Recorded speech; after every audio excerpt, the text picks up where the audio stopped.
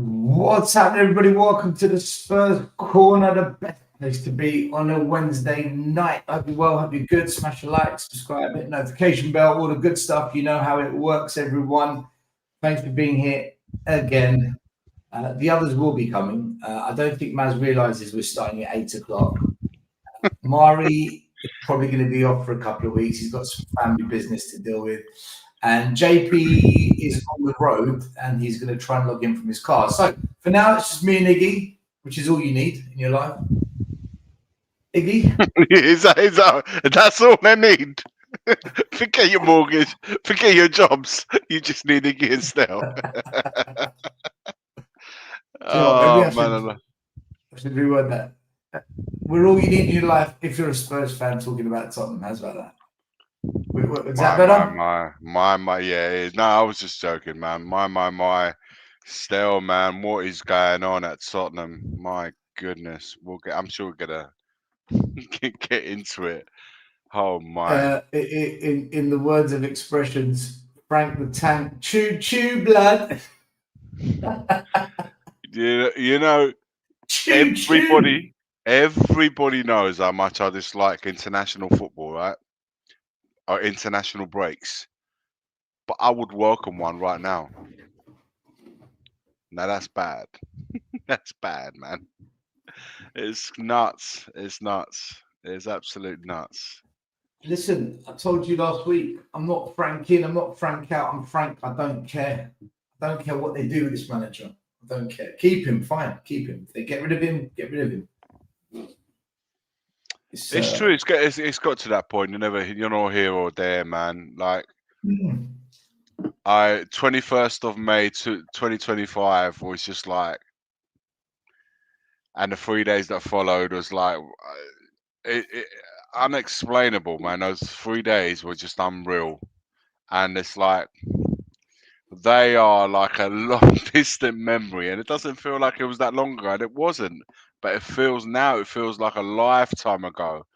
And it's really weird. This club has a thing about never building on anything. We never build anything. When we got some good thing going, we just don't build in it. Post Poch, we never built on that. Conte, Champions League, we never built on that. Ange winning. I know that we had an abysmal league, but still, man, there was an opportunity where we could maybe. But it's the history that we have of never building on top of anything. We just It's don't the build. history of Tottenham.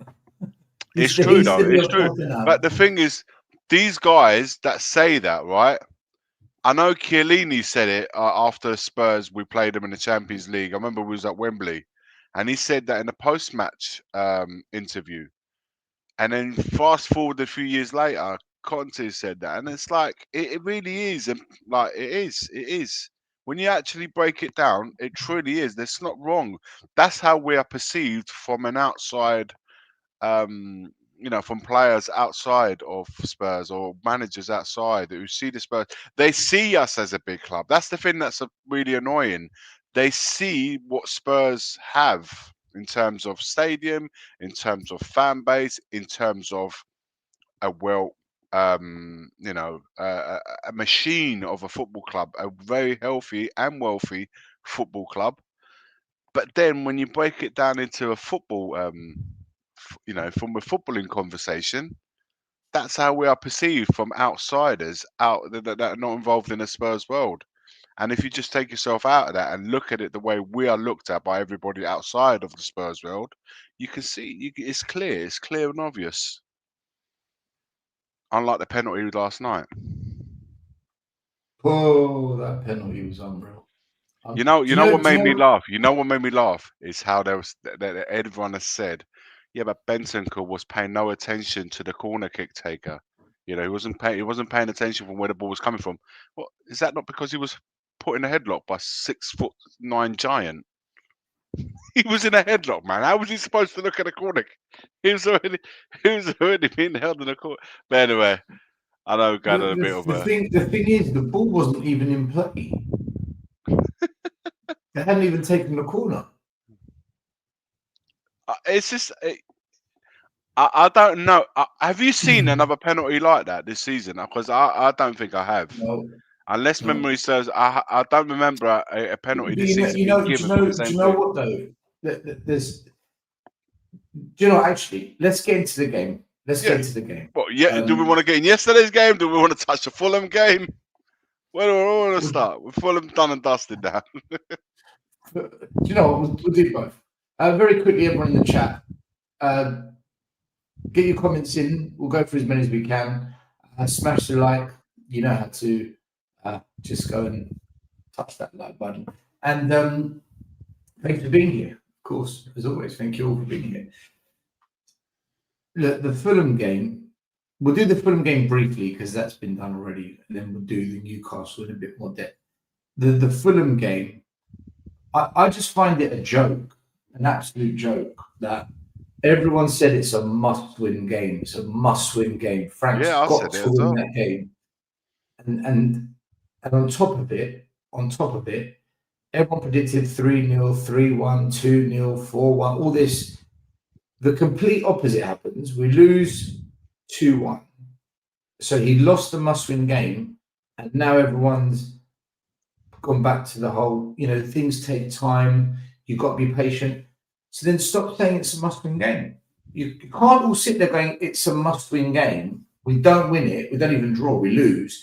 And then it's, oh, but these things take time. Then stop calling games must-win then. No game is a must-win. If Frank's going to be given unlimited time, he's allowed to lose as many games as possible then, right? Is that right then?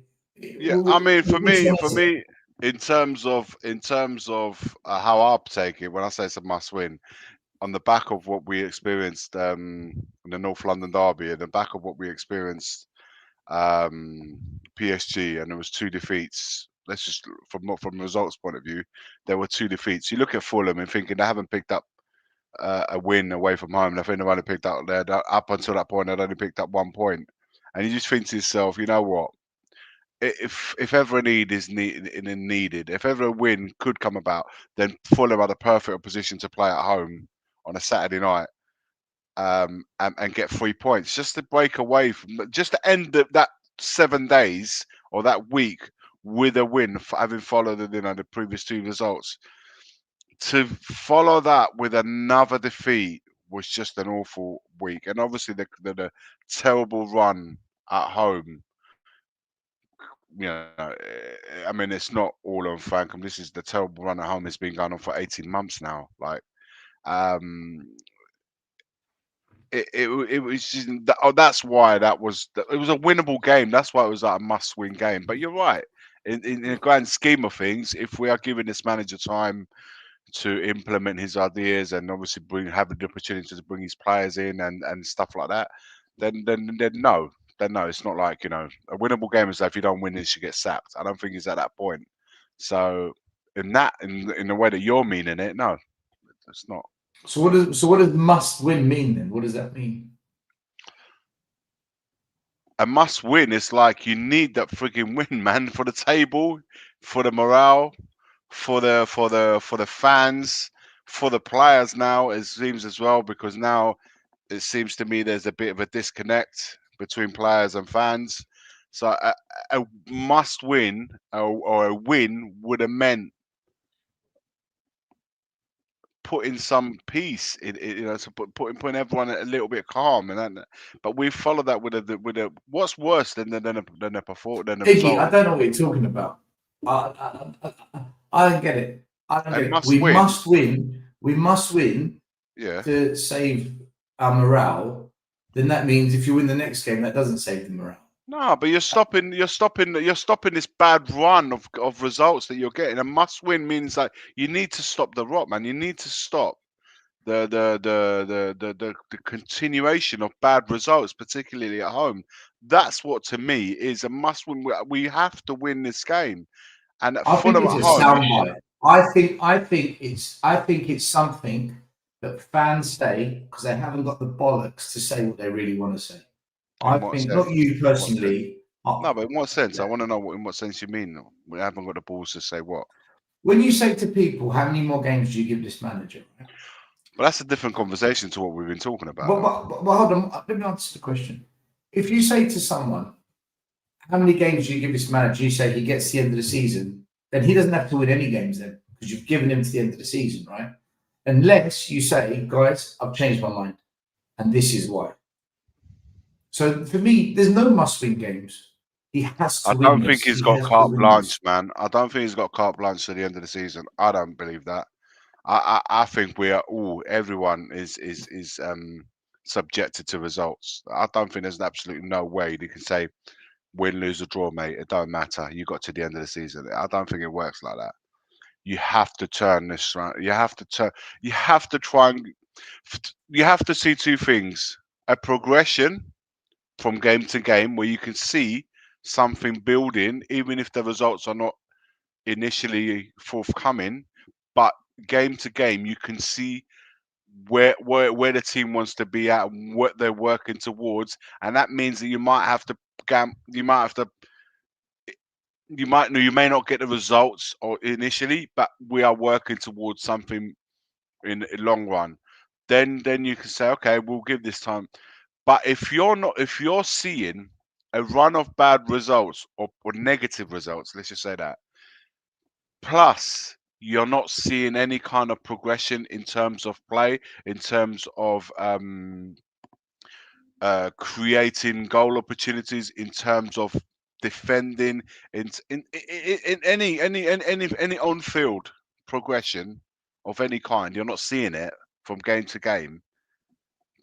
Then no, you haven't got carte blanche, mate. You've got to show something on the field of play to because it sounds to me, like I said, there's a disconnect now. It seems to me that the players have lost their way a little bit. Obviously, the pressure is absolutely mounting on them and the manager. The fans saw what happened on Saturday.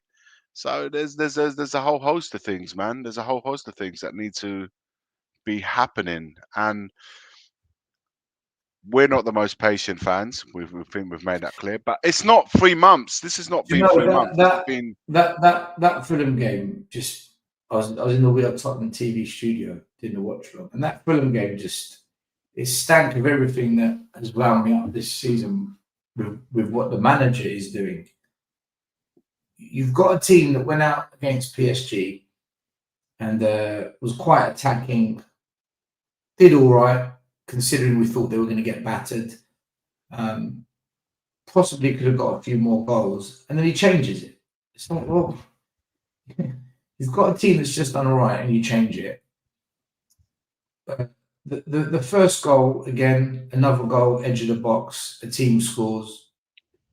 He's a defensive, pragmatic coach, and he can't stop a team from scoring from the edge of the box. Like, when are you going to coach that? When's that going to happen? Then you've got the second goal, which I don't blame Frank, but your boy, Mario, he again he does something stupid and costs us. And I think he's got to go, because as much as he gets man of the match and saves us in a lot of situations, he also costs us. I think we can do better. There's good shot stoppers that are better with their feet out there. I'm not saying Vicario's rubbish, but we can do better. And then the second Kinski the half. right guy? Is Kinski that guy? Well, I don't know. I haven't seen enough of him. The second half, Biggie, we rally. We're all over them. You could smell we're going to score. We score. You knew we were going to get the second. I knew we were going to get the equaliser. And just as we scored the first goal, Ben in the studio goes to me, would you make the subs now? Because the subs were ready to come on. I said, you've got to give it 5 minutes. Don't kill the momentum. See how we go for another 5 minutes, and then think about the subs. Keep it going, because the players on the pitch now, they can smell blood. They've caught life. Let them keep going. He makes the subs. He killed it. Frank absolutely killed it with those subs. Why would you do it then? It was crazy. And Ben even asked me the question, and I said to him, at the end of the game, we'll find out. And at the end of the game, we found out.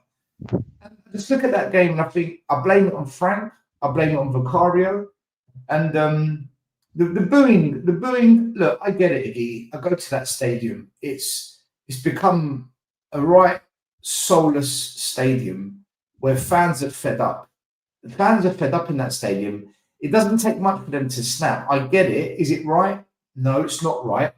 When you're paying 90 quid, 80 quid a game and you're served up shit every week, fans have had enough. And it's not like season ticket holders can hide.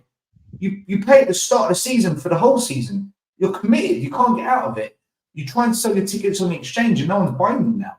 So you're stuck. What do you do? I mean, what do you make of all that? What do you make of Vicario? What do you make of our defending edge of the box? What do you make of the substitutions? What do you make of the booing? I mean, there's a lot. There's a lot that happened in that game. Listen, man. There's a lot to unpack. They're not isolated situations like the mistakes at the back, goalkeeper including, the XGs. You know, they're not an isolated incidents where you can put it all down to one game. This has been happening for the whole season. We haven't been creating a lot. Mistakes at the back have been. But listen, for a while, man, we had a really good defensive unit. We weren't conceding a lot of goals. We was like improved on set pieces. All of that seems to have gone to shit since for a long while now. We're just conceding goals for fun. Um, what annoyed me because I didn't watch the game live. I watched it when I got back home because I went to a gig that night. It was all pre-planned before they changed the fixtures to a Saturday night, so that's why I made that plan. But when I got home and watched it again, obviously I'd already, the phone's blowing up and the results. I knew. I thought, why is my phone blowing up after 10 minutes? Obviously, I looked at the result and I could see we're 2-0 down. I thought, and I put the phone away. I thought, I'll have a look at this later on. When I looked back at it, man, it was just like it was right at the beginning of the game, you know. What we could see, like you said, the ball goes at the edge of the box, and we can see the goal. It was all too very passive. It was all too very, and that was like at the beginning of the game, and that makes me think that the players go out with any with anything about the game, and I know they're not enjoying their time at playing at home. Home games can't be a fun to be involved in, man, right now as a player, let alone as fans. Also, the fans, are they enjoying getting themselves down to White Lane, knowing perhaps they're not going to get the game that they want to see? You know, I don't know. It just all seems to be like you said, like, you know, what choices have you got? Because the fans are committed by paying because they're paying premium prices, so they're heading down to White Lane. Like, how often have you been down to White Lane this season? You know, and you're a season ticket holder Twice. yourself. Do you know what I mean? That's what I'm Twice. saying. Why Do you would you know? Do then? you know what I'm doing right now, Iggy? Do you know what I'm doing right now? I'm selling my tickets to friends of mine at half price because on the exchange it's whatever the price the club sets it as. So when they put the tickets online for 55, 60 quid, they're not selling. So I'm calling up friends saying, do you want to go Spurs? She says, on a ticket. Like, yeah, go on then. And I'm selling it 25, 30 quid because 25, 30 pounds is better than zero. Yeah, So I transfer them the ticket and they pay me separately because at the moment nobody wants to buy a ticket. This is how I know. This is how I know there's problems. They've dropped the ticket price as well for the Champions League, the next game, because Copenhagen, they had 10,000 empty seats. I just heard that that Sonny is going to be turning up for just before the Slavia Prague game. He's going to be doing his walkout and having his, because he never got to say goodbye. They announced it on Tottenham Hotspur website recently. Yeah, if they think fans are going to pay top dollar for that just to see Son for 10 seconds, all right. I mean, they're desperate. It's just Do you know what? It's good that he's coming. It's good that he's coming, though. It is. I like that. I do like that. But do you know? The thing is, man? I'll tell you what I find really weird, right? And I've said this many times about the club. You see, there's a situation right now with the players who don't want to go around the pitch saying bye. And, you know, Bergvall got absolutely rinsed by Porro for going around clapping when they've been booing the whole game. So you got to disconnect. The players are kind of unifying themselves. They're disconnected from the fans. The fans are disconnected with the players because they don't deem that they're performing or they're playing rubbish. The manager's having the issues that he's having, and the club stance, no statement, no talk, nothing. Yeah. Just So everyone who bigged up this Vinay guy, oh, Vinay's great with fan communication. Vinay said he's going to build a rapport with the fans. He's going to listen to us. When he came in, I told everyone about Vinay. I said, "Do you remember what he did at Arsenal? The guy's a con man. He schmoozed the Gooners, he finessed them, but he caused problems as well behind the scenes. This guy's come in, ex-Gooner. We put a Gooner in charge up there, upstairs." The best communicators, they don't talk when times are good. They don't talk at the beginning when the honeymoon begins. When times are tough, like now, Iggy, what you're saying, now you need to come out. Mate, Listen, I can't he needs to believe come it. out. He needs to come out and say, either we agree this is unacceptable and this isn't Something. something that can go on, or he needs to say, we have to go through the rough. Frank is our guy. He's here for 4 years. This is part of the process, whatever. To say nothing, to me, says one thing and one thing only. When this club goes quiet, the manager is on the brink of being sacked. This is what they do. When they go quiet, it's because they're planning. Something's planning in the background. But the thing is, right, still, whether and I or whoever out there, guys, or you guys in the chat or in the comment or watching, whether we are all frank in or frank out, it's besides the point. Back the manager or otherwise. I mean, this is the manager that they hired. This is the manager that they are supposedly should be backing because they hired him only 3 months ago. So where's his support? Do you know what I mean? Whether we want him on as manager of Tottenham Hotspur is besides the point. A club should be making a statement to the fans, to the manager and players themselves of what what their views, where they stand. It's like when a boss comes from a work company and he speaks, and everybody should be listening and say, "This is what we are. You know, this is where we are. This is our standpoint." But trying at least Big up, guys. going on. Only if they're planning on keeping him. If they're not planning on keeping him, they don't need to say shit. But regardless of the matter, Spurs have never done that. Whether they're backing a manager or not, they have never done that. We've got a new team now. We've got Charrington, we've got Vinay, Parati. This is what was sold to me. When Levy was booted out, I said that's half the job done. Enoch need to go. I got told, but his kids love the club. They didn't want Levy there. His kids are there. Vinay's here. Charrington says, Charrington's an investment banker.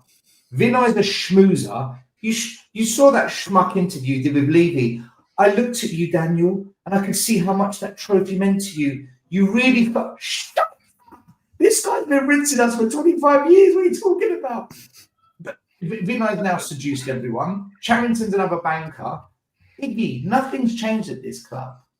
It only changes when they start buying top quality players every window. The question.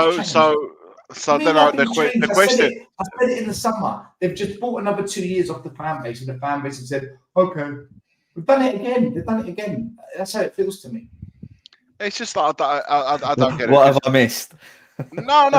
Sorry, I'm late. The short. I thought we were starting at 8:30. Then there we go. We did say, didn't we? Do you know what? Stell said it at the beginning of this thing. As I bet man's thought we started at 8:30. So no, but no. All I'm saying. Talk about the Fulham game. We just literally touched upon the Fulham game before moving on to the Newcastle. And what you just walked in, I was basically saying, whether you're frank in or out, right, is besides the point. This is a manager that's been hired by the club. You've seen a massive disconnect. The players have spoken, or certainly the leaders, it seems like Borrow, they've spoken on Instagram saying that they're unifying. They've united amongst themselves. They're disconnected from the fans. The fans are disconnected from the players because they're not seeing that they're giving their all. The manager's having his own battles. And not a single statement or comment from the club to try and navigate this period that we are having on the pitch. So where is the backing for the guy that they hired 3 months ago? Even if it's just the face of it, and you say, look, everyone's subjected to results. Of course they are, and they can still carry it if it goes really bad in the next 3-4 games. Of course they have every right to sack him if they don't see the results or performances changing, or if behind the scenes things are going really bad. But to not say nothing, Maz, I've never ever known, because I follow football here in England, I follow football in Italy, and if things are going bad between fans and a club results, they make a club statement. They say, listen, okay, things are not where we want to be. We're working on it. We're working behind something, Maz. But this club, not just now, by the way, this with Ange, with Conte, has always stayed quiet. But then we used to blame Levy for that. But Levy's not in that role anymore. Yeah, but now, I think Iggy. That's I have to think a statement should be made to try and calm things down for a what little though? bit. Because from their point of view, is we're what 12 games into the season. Fine, 14. we've had a few 14. Sorry, we've had a few bad defeats. A few draws and a few wins. From their point of view, they're probably thinking, okay, well, let's just see how things go. It's not panic stations just yet. No. I'm not saying in terms of there's panic stations, but you've got players are coming out and saying, "Fuck this, man." They're saying, "I'm not walking around the pitch applauding the fans." And on that side of things, it's not going to get any better. No, you're right. And I don't know whether the club makes a statement per se. I think that's down to the manager to sort that stuff out. And so far, from what I've seen from Frank, he's doing a pretty shit job at that. In fact, he's going down the route of Ange.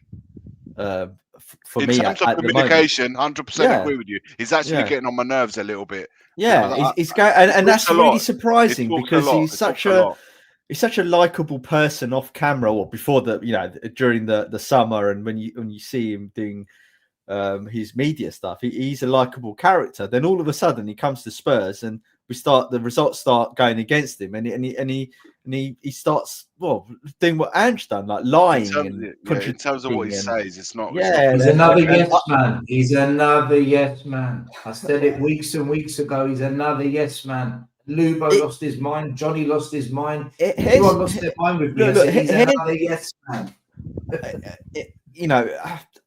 I'm not too fussed about talking about the games, to be honest with you. It's chill out, Rob. In the sense that what I mean is, I feel like just talking about the whole thing in general. Right? It's what I'm really frustrated with, and I'm trying to choose my words carefully.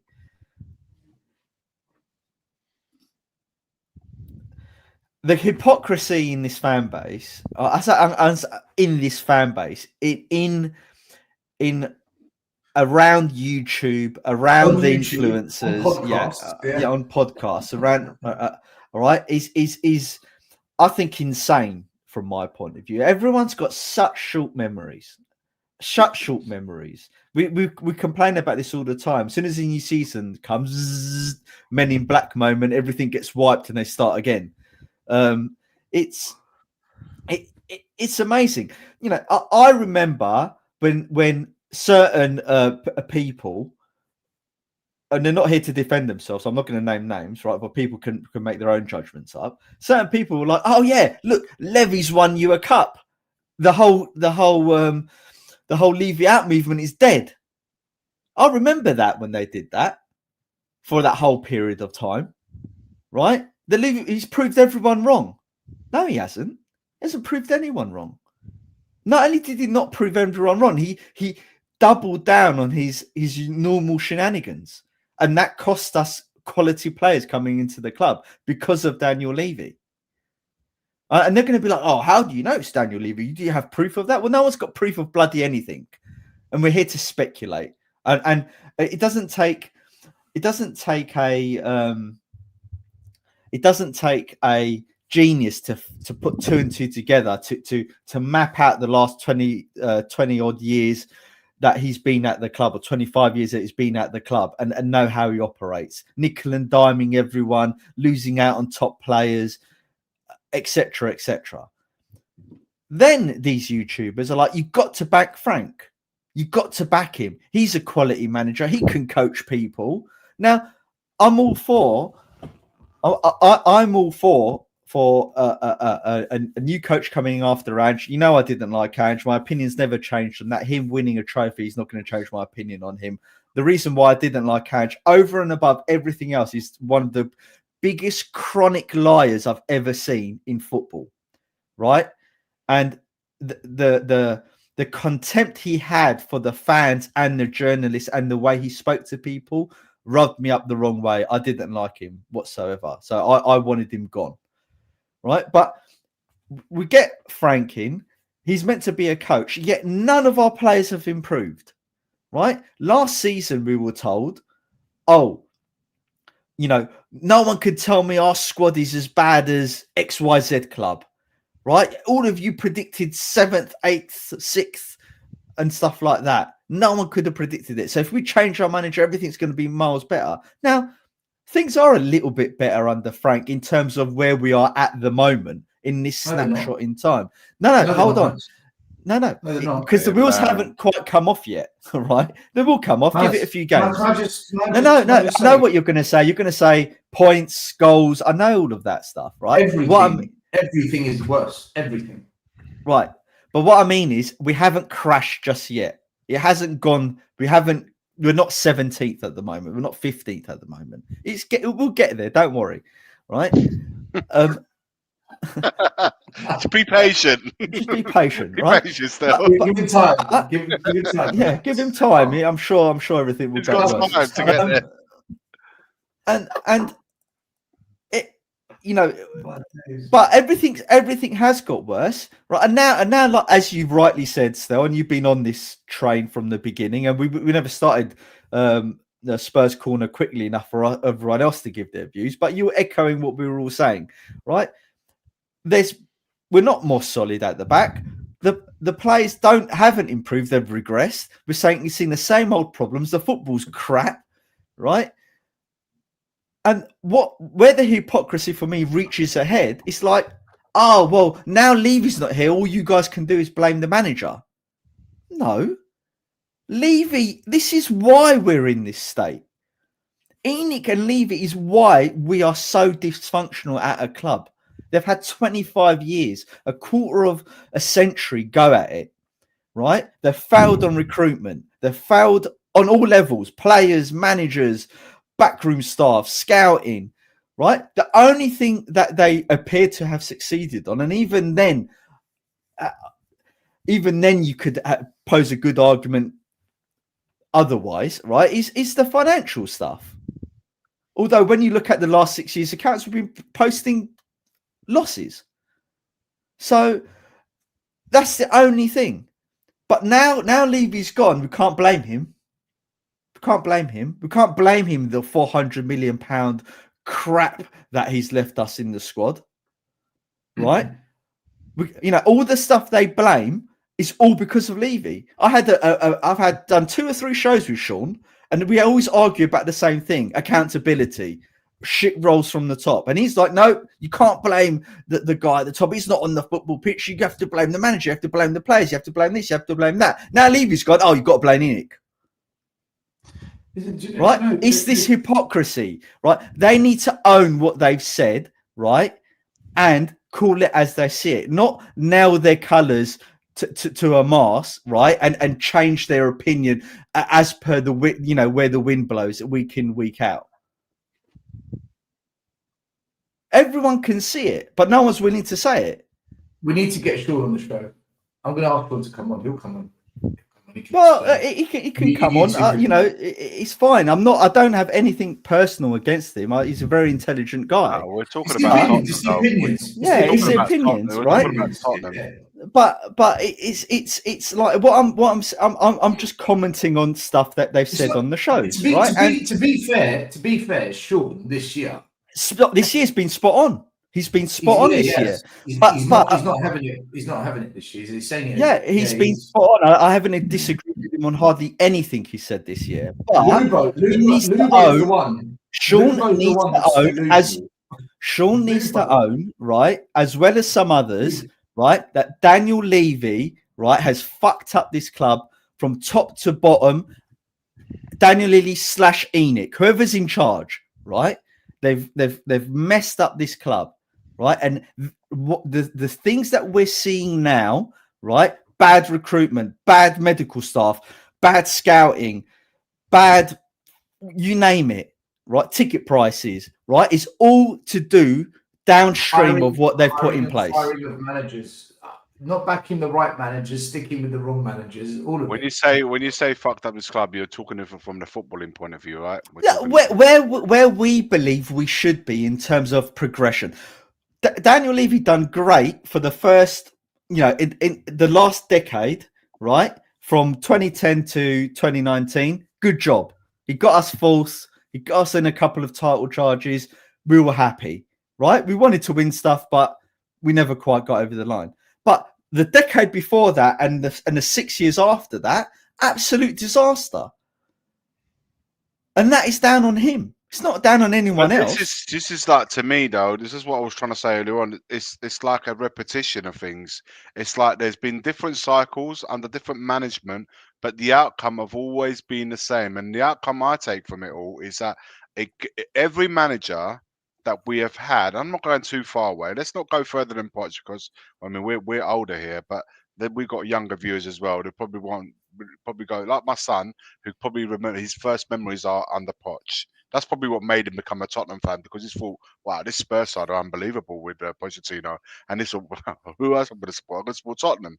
Right? If he had probably been now and what has been happening in the last few years, he probably wouldn't be a Spurs fan, right? But my point is, without going too far, like I said, Pochettino and beyond, we've always got to a point, to a pinnacle under every single manager, with Pochettino, with Jose, with more recently with Conte. They got to a point. If you think this is the best that they can do with the resources that they have, but now they need to kick on. It never happened under Poch. It never happened under Jose. It never happened under Conte. And even with a manager, rightly or wrong as it may be, that got us to a point of where we won a European trophy, you think to yourself, I get the ability. Before everyone says to me, I get that we had a really crap campaign in the league, right? But we got to a pinnacle. May have to say that we got to a pinnacle, winning the trophy. If there's ever a time to do something, and like I said, it's not a one-off. This has happened numerous times with managers. We just go the other way. We just completely turn around. Can I play a video? And this is a repetition. This is why we get things like I mentioned earlier. We've got outsiders, managers, outsiders, players that say this is the history of Tottenham. They tell you that. Let me just before you play the video. That's how outsiders view us. Yeah, I agree, Iggy. Right, like before you play the video, I just want to answer two things, Dan. Right, I get what you're saying about we blame him for all the bad, we never blame him for all the good. Name me the really good stuff he's done, like the really, really good stuff. We've all acknowledged, right, that under Redknapp it was decent, although he always steps short. Just when you're on the cusp of glory, never quite delivers. Pochettino, great, just at the tip of glory, never quite delivers. So, all this good, where is all this good? Okay, the stadium's great, fantastic. The only good thing Daniel Levy ever did for the football team was not sacking Ange when he should have in January, February, March, and saying, I'm going to stick with you so we can win a trophy. And it worked, because when it came to Mourinho, he sacked him 5 days before a cup final and fucked us. But at least with Ange, you could say, do you know what? This guy might do it. The league position is a disaster. But for the football team, I'm going to stick with you. And he won that trophy. Okay, I've got a question for that. That's the only time he prioritised football ahead of money, profits. Okay, I've got a question for that.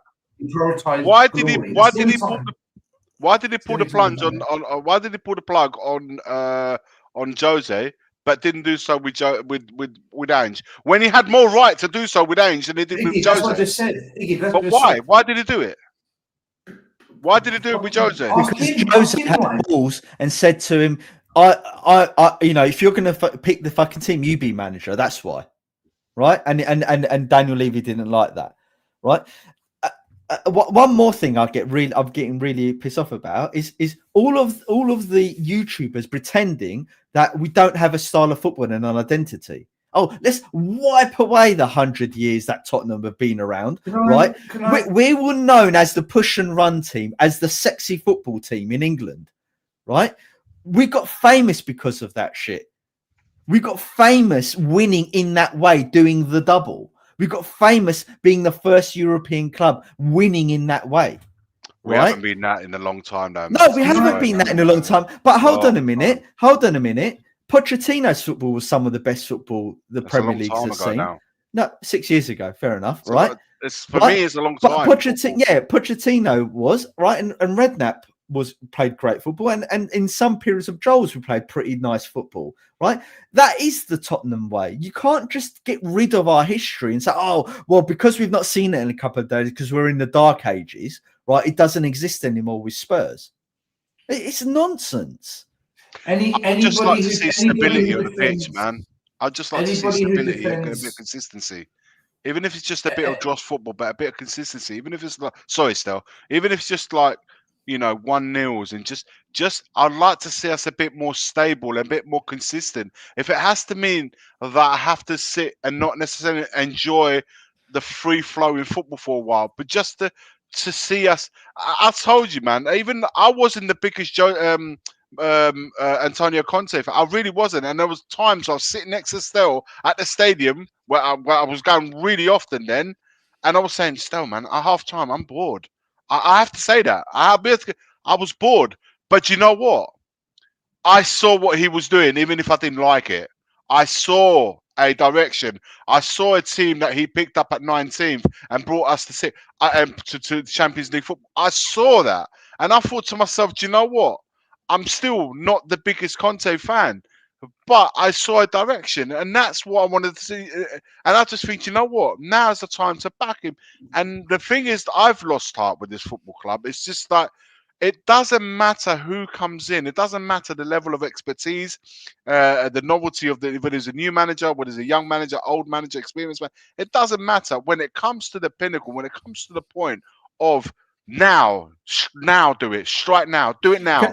It never happens, and that's what for me. That's where I've lost heart. That's why I've lost heart. But I just want to answer Dan. Dan, that's not true, right? 50s, 60s, 70s, 80s, we had our identity, right? Fine. In the 90s, we lost it, right? Because we nearly got bankrupted and sugar came in.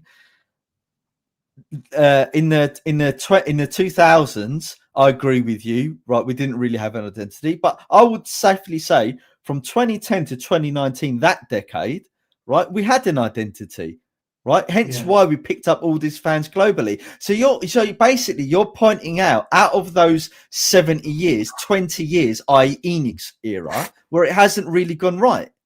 You can't say we haven't had an identity. Do you know what, Dan? Dan, I think you're just trying to create an argument, personally speaking, because here you say we are the biggest top club because of Levy. Before Enoch and Levy bought the club, Spurs were joint fourth biggest club in the country with Everton on trophies won. It was Liverpool, Man United, Arsenal, then Everton and Tottenham joint. Now, 25 years after Enoch and Levy, we're the 7th or 8th. So we've dropped off quite dramatically. So to say we're the biggest club because of them is false. And Russell, you're right. We've got to give Levy credit for the financial position. But let me ask you a question. How has that financial position, how's that helped you as a fan? Tell me what that's done for you as a fan, this financial Can I just say, we were always a financial powerhouse up until Irvin Scholar done us, right? We were the team breaking the transfer records and paying the big money. The point I'm making, Maz, is whoever's in charge, whether it's Levy, Sugar, Scholar, whoever owns the club, Who cares if we're a financial? Where's the on? No, on exactly, The, yeah, on, exactly. As a fan, On-field success. I'm financially poorer. My tickets cost more than ever before. If I want to buy food and drink in the stadium, which I don't, it's extortionate. If you want to go and buy merch, it's £160 for a home top. Financially, they've made me poorer. Yeah. So tell me how the finances help. Yeah. You'd say, do you know what? I don't mind being financially poorer if I get an FA Cup every 5 years, if I get the odd Europa Cup every 10 years, but we don't get any of that. Don't get any of it. Don't. So it's a difficult one. The whole financial argument, I don't buy into it anymore. Because mate, as a fan, all you care about is on the field. You care about what happens on the field. You want the club to stay healthy. You want it to don't be in debt. Of course you do that. But that's as far as it goes as a fan. You want to see on the field. You want to see a direction of your club. You want to see where they're going. Absolutely, Iggy. When we say we don't have an identity, right, we're disrespecting all the great players of the past that built that identity. Right? We were the team that had the superstar, sexy star players. The Hoddles, the Waddles, the Gascoignes. Right, the Ricky Villas, the Ardileses. You know, these are super, super great players that we had. That is why we were this sexy team. You know, luckily we had a Bale, come through to carry on that tradition. You know, we had Berbatov, we had Modric. Exactly. Just one thing I want to touch on while it's fresh in my head, because I've been listening to a lot of shows building up to this. One thing that gets brought up as well is that we can't attract the top players, because why would they want to come to Spurs with the way it is now, with the fan base it is now? How did Klinsmann and Popescu and Dimitrescu come in '95 when we were the shit show of a club for 4 years prior to them coming? Because the chairman went to those players on his little yacht, right, and gave them the big money and said, please come to Tottenham, right? And Tottenham had a reputation. So we can still do that again. We just need to get the money out and say to the players, I think, who was it that said that the point? Was it that chap on Sean's channel? I don't know his name. Is it John on Sean's channel the other day? Sorry? What point did he make? And then I'll tell you. The point was about getting in contact with the players, offering them great money and saying, look, we're in talks with these great players that are also coming to Spurs. I think it was John on Sean's show. I think you left it by that point, or you were on it. But all I'm saying is, and this is where Dan and I do agree, is if we put down the money for good players, there might not be elite players, but the good players, we pay them the top wages, they will come, right? They will come. But what they want to see from the club is ambition. We never show them ambition, because we'll say to, let's say, Vlahovic, please come, we'll give you 200 grand. And then Vlahovic's agent will say, okay, who else you're bringing in? We're going to be like Danjuma, Clement Longap, and all these other players. And then you're like, nah, I don't really see a project here. That's why we don't get the top players. Do you know what? I need to jump on this, because this you're going to wind me up. Have I wind you up? Sorry.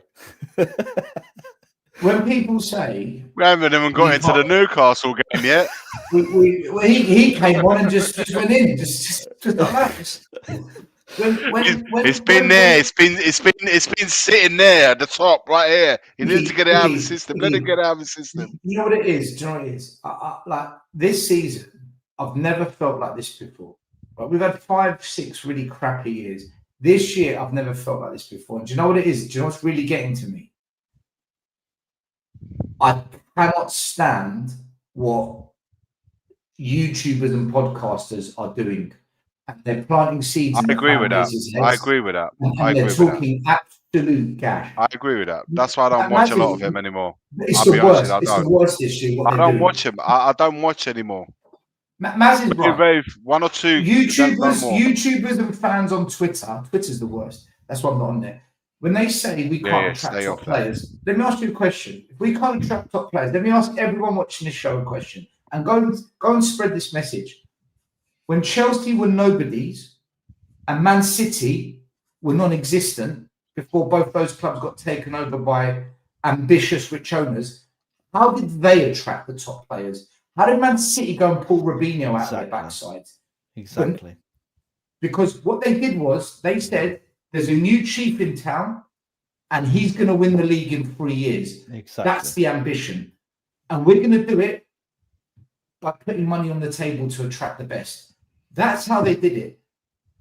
If our owners came out and said, we want to win the Premier League, we want to win the Champions League, and we mean business, that's why we built this stadium, that's why we built that training ground, we are coming to sign the best and we will pay the wages. Guys, you don't think over the next 2 years we can't attract some really top talent? Of course we will. Of course we can. If we go head to head, with Liverpool or Arsenal for a player, then I can say, do you know what? I get why Eze went to Arsenal. I get it. Because they're already there. They're knocking on the door of all the major honours. But we can go toe-to-toe with Man United right now. There's no reason why we can't go toe-to-toe with Man United. They're in the mud. In the mud. We beat them in a final. We can turn and say, hold on, we beat those muppets in a final. We're talking about Man United. Get out of here. You're coming here. We're bigger now. We're going places they're not. We can have those conversations. We can't talk about Liverpool and Arsenal. But you have to have the ambition. Yeah, but you have to have ambition still, right? And it goes to my point I was making earlier. It goes to the point, right? And when some of the guys, the YouTubers, say, "Oh, well, you know, we're not going to attract these players." Why are we in this situation? Because your chairman Levy created this culture at the club. This is why we've been on the protest train, on the Levy out train, on the ENIC out train for so long, because we can see the long-term damage this is doing to the club and this mentality. And now we've got big problems because we've just bloody won the Europa Cup. We should be on the high, right? But we're not on the high. When they sacked Ange, okay, we can agree, disagree on Ange. He's gone. When they sacked Ange, everyone was saying a better coach gets more out of this team. We need a coach. We need a coach. They said it 1,000 times. Thank you. We had the best summer we've had in terms of a transfer window. Was it enough? No way. Paulinho, Prem proven. Kudus, Prem proven. Mawani from PSG and Xavi Simons, top number 10, hybrid 8, balling at Leipzig, right? They've come in and we've got worse. Less goals scored, more goals conceded, less points than this stage last season. The context is not right. Well, look at it. But Iggy, I look at it and say, hold on.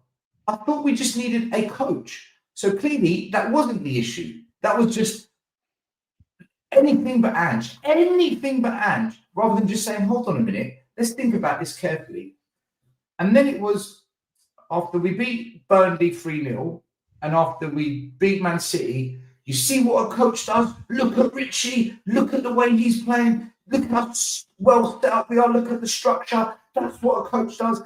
Frank's levels, Frank's better than Ange. And then once the wheels began to come off, they stopped saying those things. Right, we need something else to say to justify going all in on a manager out of hatred for the previous manager. Then it was, you can't expect us to be attacking. You can't expect the attack to be good. He's got to fix the defence first. All the best managers fix the defence first. Once he makes us defensively solid, you'll see the rest come. Once the defence collapses now, and by the way, he's had Van der Ven, Danzo, Romero, Spence, Udogie and Porro, and a number 6 Paulinho fit for most of this season. Maybe Romero's been out for one game, Udogie's missed it. They've been fit and we are defensively fucking worse. All the data proves it. So what's the argument now, guys? What are you going to say now? The players are crap. Hold on a minute. You never said that after the Super Cup. You never said that after beating Burnley. You never said that when we beat West Ham, Everton, Leeds away. You never said that when we beat Man City. What are you doing? What are you doing with these stupid excuses and arguments? Just admit this manager might not be as good as you lot made him out to be, but you just wanted anyone but Ange. And rather than say, let's see what happens, I'm not sure about this. This guy, what's he ever done in his life really to be the next Spurs manager? And the reality is, when you have a debate with them and you say, well, what would you have done? And you say, I would never have sacked Conte. Oh, Conte this, Conte that.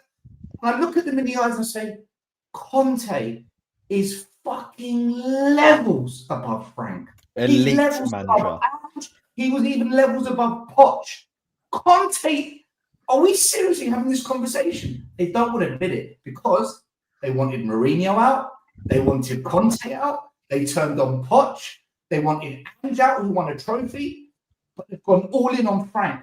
They're out of their fucking minds, guys. They've lost the plot. Maybe Frank does turn it around, and maybe Frank does something at Spurs. Maybe. But it's a maybe.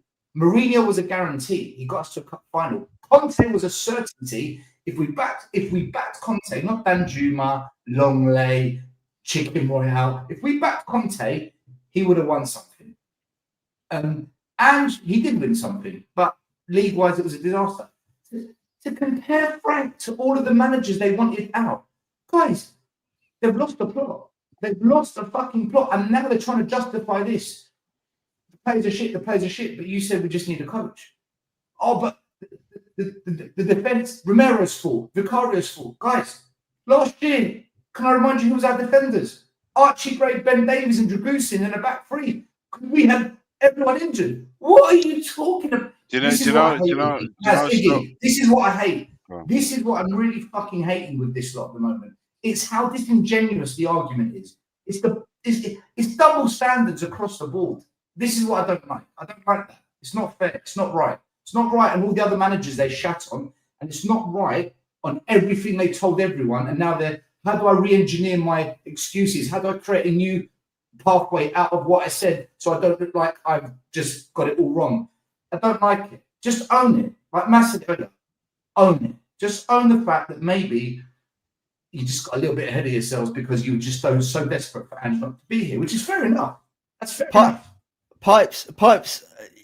This is another thing as well. It's like, oh, Conte didn't want to be at the club. Yeah, because the reason why he signed that 18-month contract because he Longley and Danjuma. Yeah, right. Yeah, he signed an 18-month contract because he wanted the Tottenham, Levy and Enoch, to back him. Are you winners? Do you want to win? Who gave him that contract? Yeah, exactly. But maybe that's what the agreement they both came to. But the point is, when he blew up and he was really upset, and let's say he wanted out, and that was the moment in which the club could have said, "You're our manager. We back you. We're listening to what you're saying. Right? We'll give you whatever you want." They could have done that. They could have said, Conte, you're our man, right? Sign that extension. We'll give you 200 million. You go and win us the league, right? But they didn't, right? They didn't. We was fourth or fifth for me when he left. Can I play? Well, I think we were just on the cusp of going third. Guys, let me play a very quick video. I was on Sean's show last night after the Newcastle game, and there's a chap on there called John. Very sensible, calm talker. You didn't know who John was 10 minutes ago when I mentioned him. No, I said I didn't know if John made the comments you said, because you were talking about something to do. What was it? Don't worry, carry on. This is a different thing. Yeah. So on the show, this is what he said. Not me, not Maz, not Iggy. This is what he said. The big opportunity for me that was missed was when Conte took us to the Champions League and absolutely dominated Arsenal in that game right near the end of the season. Do you remember that? Yeah. That was the big opportunity for Levy and the board to go in and go, right, what do you want? We will give you the players that you want to go and kick on and challenge for the championship, the title and the Champions League. But they didn't. They left him high and dry on that, and that has set us back to where we are now. And they've got to get out of this routine of buying players like Archie Gray and Odegaard, who are not ready to come in. You buy those players when you have Ferguson used to buy those players years ago. Leeds used to buy those players. Liverpool, when they've already got a spine of the team that's powerful and that you can rely on. You don't want to rely on Odegaard, Archie Gray, Spot on. Context. It's context. It's exactly what I've been saying. When we've been at a pinnacle, we've bombed, and he's right about players like Archie Gray, young players like Archie Gray. You need to bring them to a context that already has a structure. It's solid. So this player can look at another, let's say a top player that is at the club that plays in this position, thinking, "Wow, I get the luxury of working with this guy and improve me as a player to compete at the highest level." Any young players have got to be playing with some top players. If you look at as much as I hate, calling them out, Arsenal. If you look at some of the young talent they've got in there, they're mixed with seasoned players, man, and the level rises. And unfortunately, we have never done that. We've bought young bets, young talent, maybe with potential, but we've never given them the context within the team structure to flourish, to do well. And if you got a team that's if you've got a team that's functioning, it's easy for players coming from abroad, even like you mentioned Simmons earlier on. He's coming into a team that's already struggling, man. And this is the thing that gets me the worst, right? Even under Ange, right? The good players that we had in our team, like Pedro Porro, even Romero to a certain extent, they've progressively got worse. Porro this season is not the same Porro. Is a different player, and the few certainties that Where's the coach? the very few certainties that we had in our team last season, the very few players that we can depend on, like Porro, like even Vicario last season was a different player, and we can talk about other players as well in our team. They're not there. Bentancur, he's not the same player. So the few, I know Van der Ven's been brilliant. Van der Ven is probably the only one you can say, yeah, do you know what, levels, all right? It doesn't matter who's manager, his levels never drop to be beyond. Yeah. But like I said, the few certainties that we had in our team, they're nowhere near the level. Johnson's got worse. He was already. He wasn't the best. 1 minute, guys. He wasn't the best. He's got worse. He got worse than he already was. But I said, listen. I disagree with Vicario. It wasn't the same as last season. I think last season. The issue is this: there's two types of player. There's versatile, and then there's system specific. Harry Kane is the perfect example of versatile. Any system, any formation, any manager, any club, country, you name it, he cooks. Plays up front, he creates, he scores, he assists, doesn't matter what you do, he delivers. He can play in any system for any manager, and he's proven it. He had 6 different managers at Spurs, 2 different managers at Bayern, God knows how many managers for England, he's always delivered. That is a versatile player. Then you've got other players who need a specific system and a way of playing to bring the best out in them. Porro and Udogie, when they were at Sporting Lisbon and Udinese, they were attacking fullbacks. And they were good at it. I've watched so many videos. Udogie's crossing was good. Porro's crossing was excellent. Defensively, you'd say Udogie was a bit better. Porro was never really that kind of a defender. We have never played them to their strengths. Ange came in, right, invert into the 10. What? That's not what they do. I mean, Porro for Sporting. Frank's come here. Stick behind the halfway line for 70 minutes, and when we're in trouble, attack. Guys, we aren't playing them to their strengths. And it's not just them two. Johnson's the same. We saw how he got all his goals last year. We're not going to play that football. Johnson's finished at the club. He was brought in for that, and it worked. We don't do that now, so he's finished. We can't cuss players when we're not playing them to what is best suited to them. And for me, why Harry Redknapp was so fucking good, right? Why Harry Redknapp was so good was he would play to the strength of the players he's got until he could bring in the players to play the way he wanted. That's why Redknapp was so freaking good at this club. This manager can't do that. This manager's got one way in his head, and until he gets his players, we're fucked. And the thing is, he might not be here to have that chance because week by week, we are getting worse. Look at this, guys. Let me show you this. This is mental. Look at this. Shots, 18th in the league. Chances created, 18th. Losses of possession, 19th. Errors to leading shot, 20th. Unsuccessful. Guys, we're awful. We are bloody awful. You can't lie with numbers, man. You can't argue with numbers. You can't argue with numbers. They're not. Our players are not as shit as that. We know our players aren't top 4. We know our players might not be top 6. We know that. We're not stupid. We are not those stats. We are not. It's the way we're coached and the way we're set up and the way we constantly chop and change. We're better than that. 100%. Porro and Adogi are better than that. Van der Ven and Romero are better than that. I agree. But we finished 17th last year in the league still. And Bergvall are better than Iggy. No, with these players, it's like what I'm saying. With the exception of the new players that have come in, Palinha and Kudos, we're the same team, essentially. Iggy. Didn't we all say the reason we were 17th is because of the manager? Yeah, I agree. That's why they wanted them gone. So let's not blame the players then. It's the manager. Because he got sacked. Yeah, listen. We haven't got a great squad, but we have got some really good players in there. And you're right, for the blood, especially the ones you mentioned. And Kudus are good. They're good players. Palinha's a very good player. Our back 4 for me are as good as our back 4 have been fit. Right, we've had, like I said, we haven't lost in the grand scheme of it. Our back 4 is much better than what we've seen, by the way. Simmons is better than what we've seen. But I just don't understand. Villa just gone 4-2 up.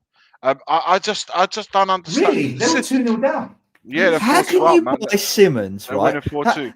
How can you buy Simmons? Beating Chelsea 2-0. Yeah, I know. it's a beating. Yeah. Oh wow. But you know what?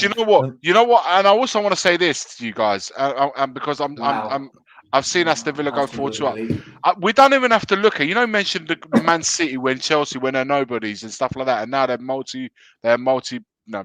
massive clubs. They are in terms of. Yeah, they're massive now, right? Yeah. I wouldn't even look at them. Look at what's happening at Aston Villa lately. Yeah. Look what's happening at Newcastle. Like the buzz that's around there. It doesn't take much, does it? It doesn't take much. It's just having everyone on board. Poch proved, and Redknapp to a certain extent, you don't need to buy in superstars or elite to build a good team that can compete. Poch proved it. Who knew? Son wasn't exactly a ready-made superstar when he came to the club. He was a good player in Bundesliga. Yeah, he was a talent. But he became that player. Same with Eriksen. He was a young talent that everyone wanted Eriksen. He became the Eriksen that we knew. Dele Alli became the Dele Alli. Kane became the Kane under Pochettino. Do you see what I mean? So you don't need to... Vertonghen was an up-and-coming hot young defender that we bought in, right? Alderweireld, he was at Atletico, went to Southampton, then he came to Spurs, then he became the Alderweireld everyone remembers. That duo with Vertonghen.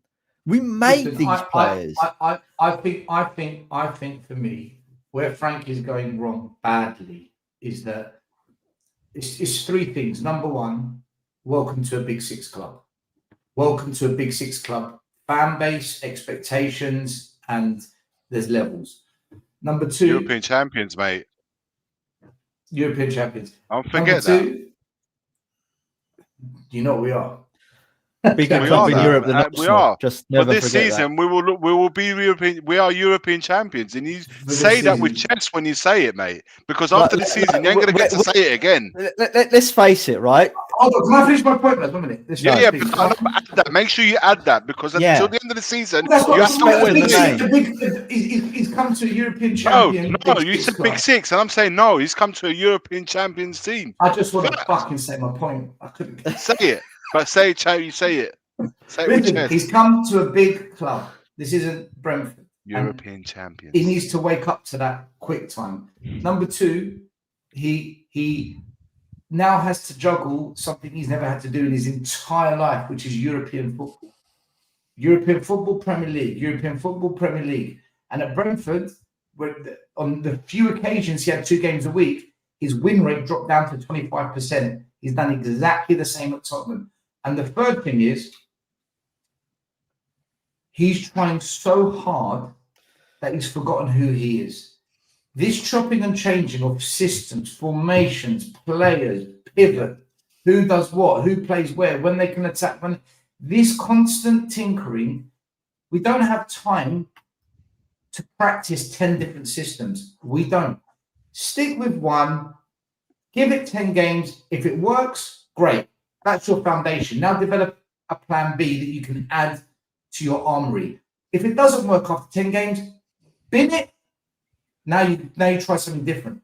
But every week is something different. These players they don't know if they're coming or going. And I said, Do you think they've lost confidence everyone's in themselves? saying what I said weeks ago about this tinkering. Now everyone's saying it. All over YouTube, internet. It's almost like, freaking hell, someone's stolen all my lyrics. I feel like a rapper who's had all their lyrics stolen. Someone's made millions with their album. You should have got I want my copyright album on those money. lyrics, mate. You should have got copyrights on.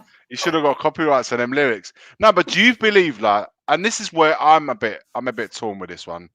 Do you believe the players still following them? Do you feel like they still have confidence in them, or do you reckon they're wavering a little bit? Some yes, some no. Some yes, some So no. isn't that a problem in itself? Well, it's quite funny because Danny Kelly on Talk Sport, he said after all the drama after the Fulham game, he said it's the first time in history that the players have lost the dressing room.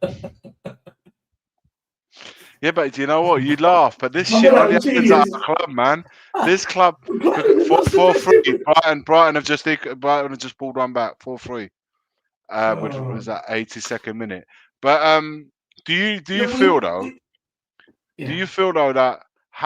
All right, look, I know we've got to still talk about the Iggy, Newcastle if game. you start the season as a manager and you say Mateus Tell, he's a really good player, he can play anywhere across the front three, you publicly say that in a press conference, and then you drop him out of the Champions League squad and he never starts for you in league games. Yeah, it's contradictory. What do you think Tell's thinking? He's Of course it thinking, is. fuck this Of course. manager. Well, Fuck yeah, you. of course, yeah. That's what I'll be thinking. Like, I would say that. So players like him, He's done Yeah. quite a bit of that. You know, he's bigged up. He's bigged up. You know, Xavi Simmons saying how well he's doing that, and he's dropped him for the six.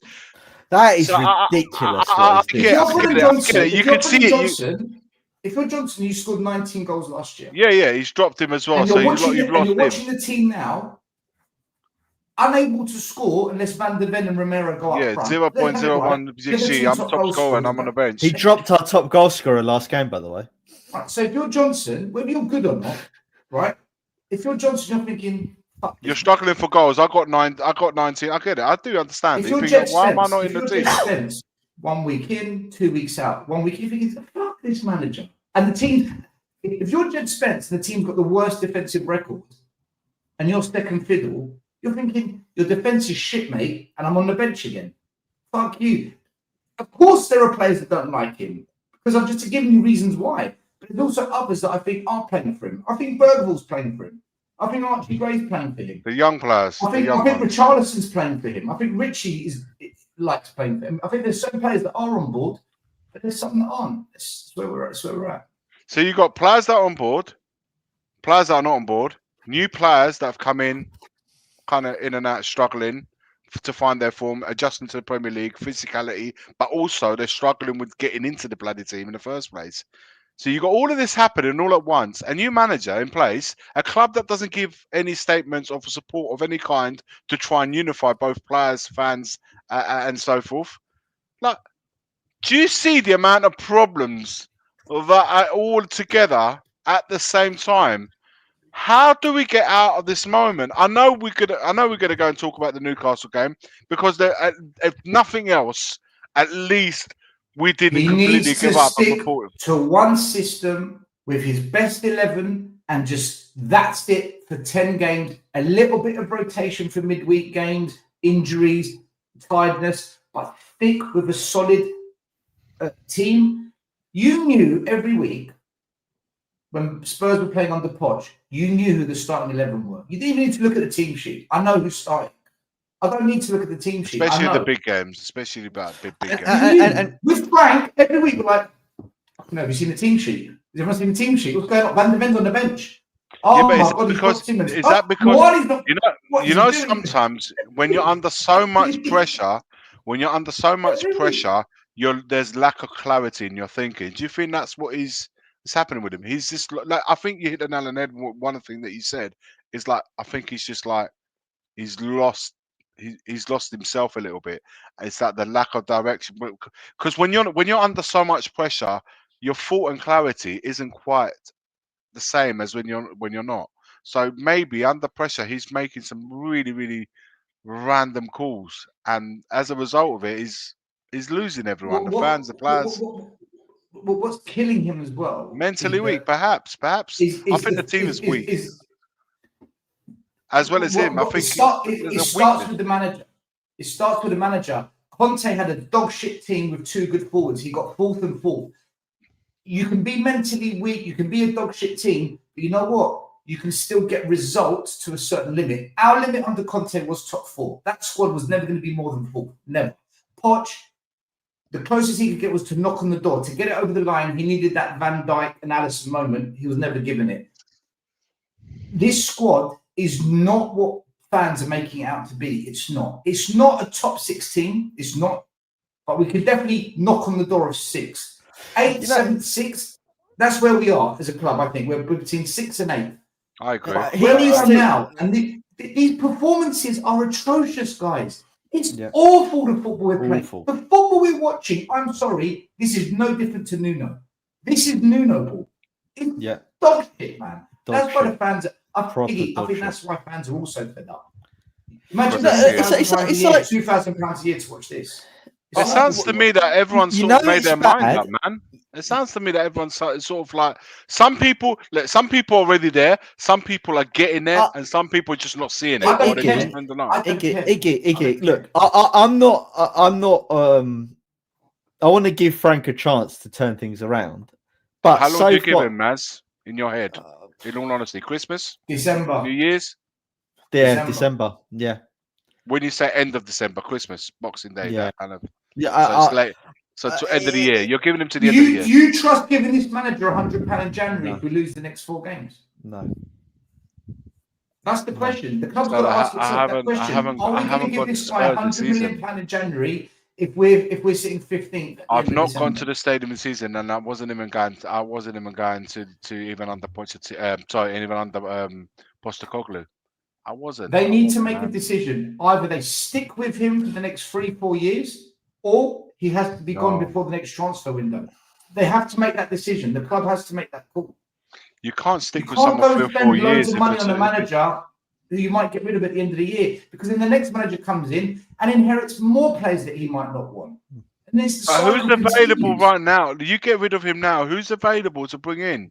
I know Zepi's been spoken about, but realistically, is that Paratic's got to get on the buzzer and find the great manager. If you get rid of Frank now, the manager you bring in has to be an interim, and it has to be made very clear to him you are not getting a transfer budget in January. We're saving that for the next guy who we're going to bring in end of the season. You've got to work with this and get more out of this than what we're seeing. Whoever that is, I don't know. Does that person exist? I don't know.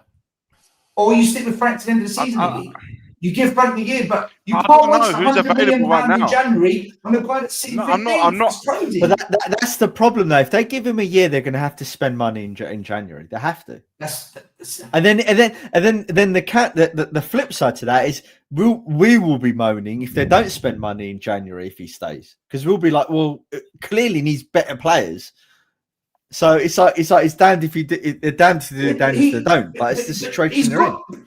But man, he's got to show that he can coach. He's got to show that he can step the team properly. Which player has actually improved under him? Bergvall. Guys, let's just quickly go on to the Newcastle game, because look at the stats from yesterday's game, right? Let me get the stats up from yesterday's game. Got to move all these banners. Hold on. New banners. Shots 8 to 19. Shots on target 2 to 7. Touching in the opposing box, we had almost half. Possession stats. You can't keep posting up these stats. And we were lucky to get that draw. Let's be honest, we were lucky to get that draw. We can't keep posting up these stats and then saying, what he said at the end of the game, what Frank said at the end, he thought we played well. This is what I mean. I thought we played well. It's like, Is that something they're saying on at the front? Say to try and give the team a little bit of a. What I would have said is, I thought we never gave up. I thought we fought to the end to get a result. Those stuff, I don't mind him saying that. and that's Because true. That's true. But I would That's say true. that then rather than say we played well. I say the team never gave up. They, we played to the end, and in the end, I thought we deserved to get a draw on the back of the fact that we never gave up.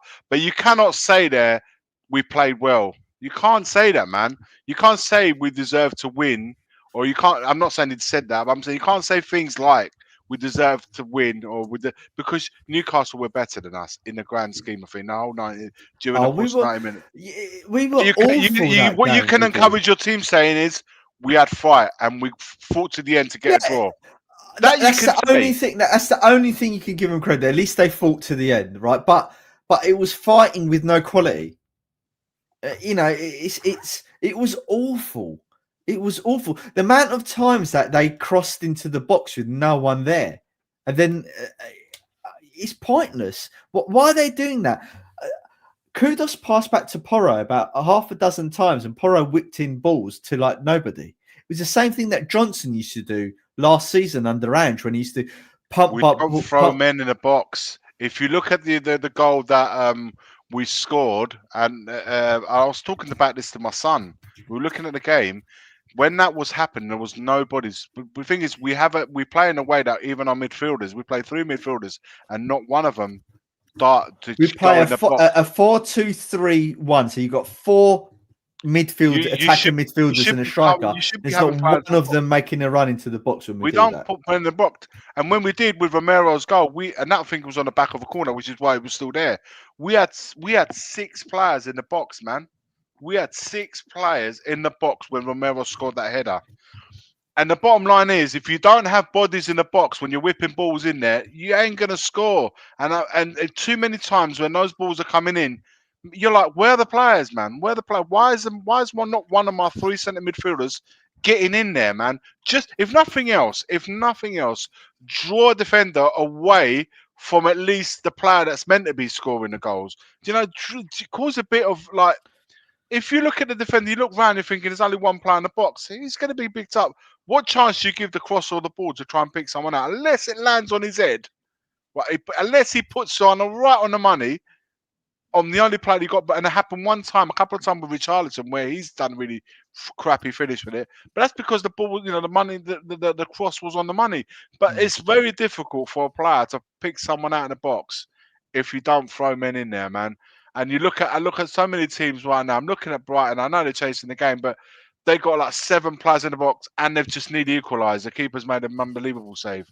But do you know what I mean? What I'm saying is, if you're attacking, you got to attack together the same way you got to defend. You can't have a situation where we attack with 2s and 3s. You just don't do that, man.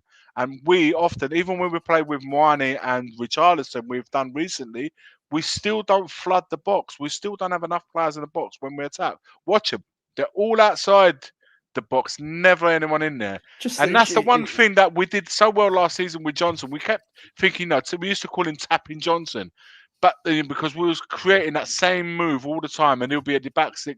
We're not even doing those anymore. So where are the patterns of plays? That's the other thing I want to ask. The attacking patterns of play under Frank are the worst I've seen.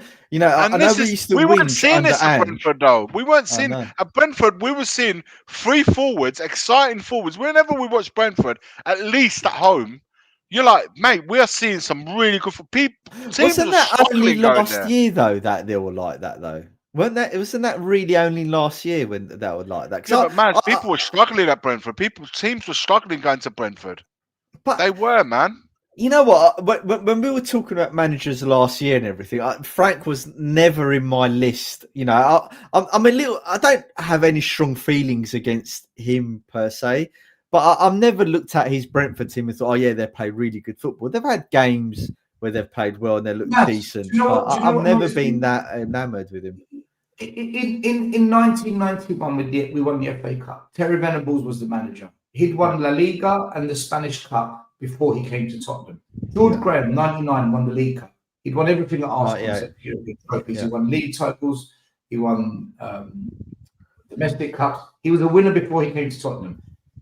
2008, Juan Ramos wins a trophy. He'd won multiple trophies with Seville in Europe. He was a winner. He came to Tottenham. Ange Postecoglou, love him, hate him. He'd won in Australia, Japan, Scotland. He came as a winner. He said, 2 years' time, I'm going to win your trophy. He won a trophy. Winners win trophies. Mourinho, winner, won everywhere. Comes to Spurs, gets us to a cup final. He would have won that had he been allowed to do the job. Conte, he was a winner, but like Poch, he mugged off the domestic cups and focused on the league. Poch and Conte made sure we always got top four. What has Frank done? Tell me what he's done in 13 years of management. I'm not saying he's a crap manager, but look at all the glory we've had the last 40 years. Look at the common denominator. Look at all the times we've got top four. Look at the common denominator. They're all winners. All the winners have delivered something at this club, whether it's top four or trophy. Frank hasn't won anything in 13 years. Nothing. But the thing is, look, isn't a winner. Tell me. I like what you said earlier, still, right? Not today, but on previous shows. He needs to prove it, and that's why I'm judging him as I see it. I'm not going to write him off. He needs to prove it. I never knew who Martin Jol was when he became manager of Spurs. All I knew is it was Santini's number 2. He came in, he proved it to us. We played better. We started getting results. Again, Martin Jol, someone who wasn't a winner, came to Spurs. The best he could do was top 6. Which for us, we were delighted because we were used to 10.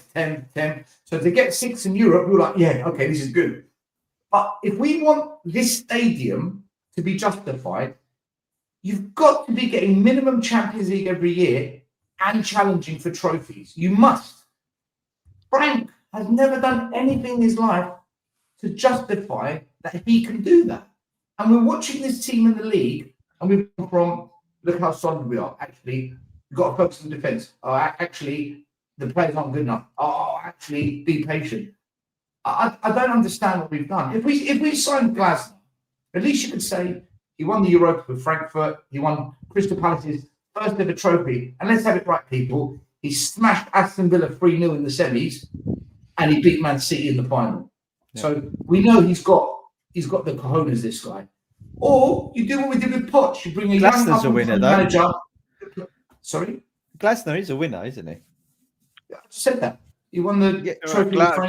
Listen, the exciting managers last year were Glasner, Areola. We have to say that. But even this guy, I don't want Areola. I want. I'm saying exciting. At least there's something about it.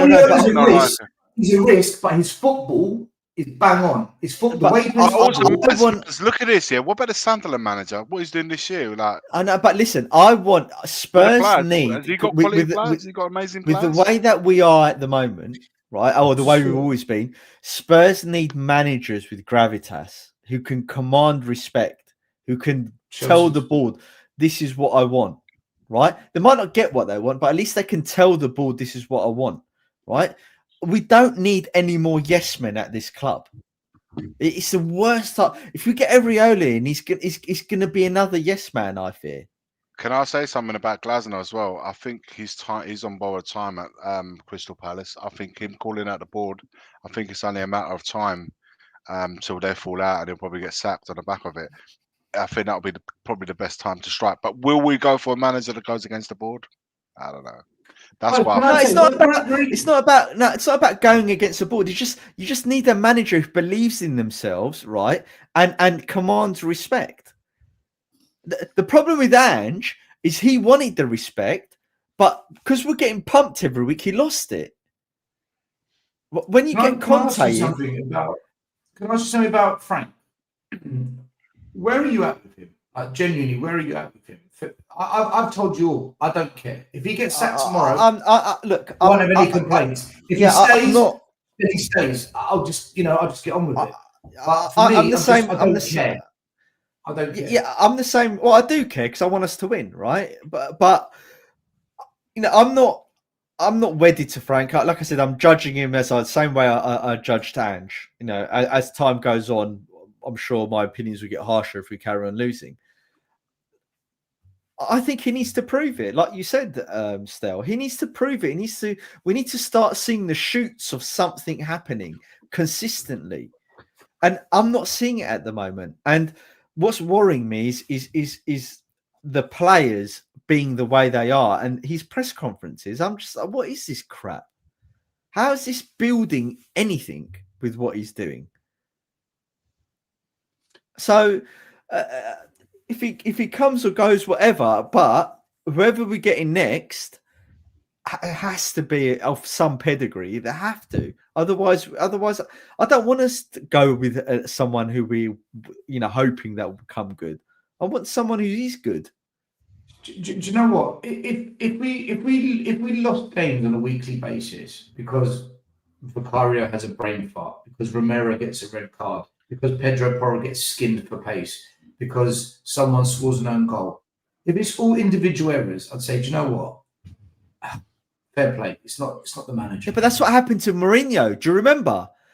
It wasn't Mourinho that he was doing it wrong. It's that fucking Dyer was fucking up. Sanchez was fucking. I've never seen anyone. The problem with Mourinho is we just didn't attack him. Like, whereas now, when I watch us lose games or concede goals, I say to myself, when is someone going to learn that teams are deliberately targeting the edge of our box, and we just simply haven't been taught how to defend that? When I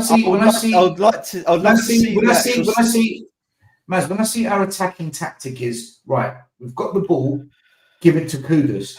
If that's all I see in a game, I can't sit there blaming just the players. I'm saying, why is the only tactic in attack to give the ball to Kudus? Why is the edge of the box not being defended? When I see, for example, players in positions to shoot who don't shoot, and it happens on a weekly basis, I say to myself, hold on a minute. Where is the development of the play? When I see us with fullbacks who can get forward, not being allowed to get forward, and then there's a lack of creativity, I have to question the manager.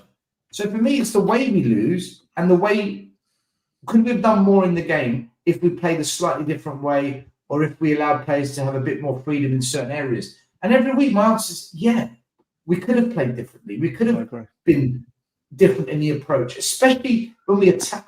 Guys, our possession stats are horrendous. Do you know that?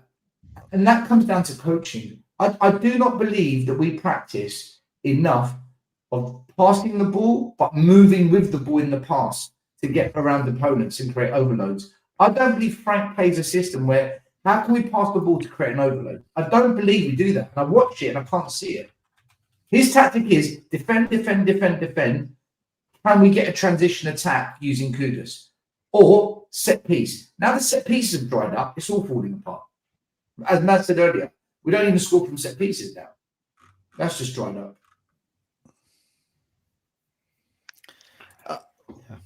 It's hard to pick up any positives when there aren't any forthcoming. It's hard. It really is.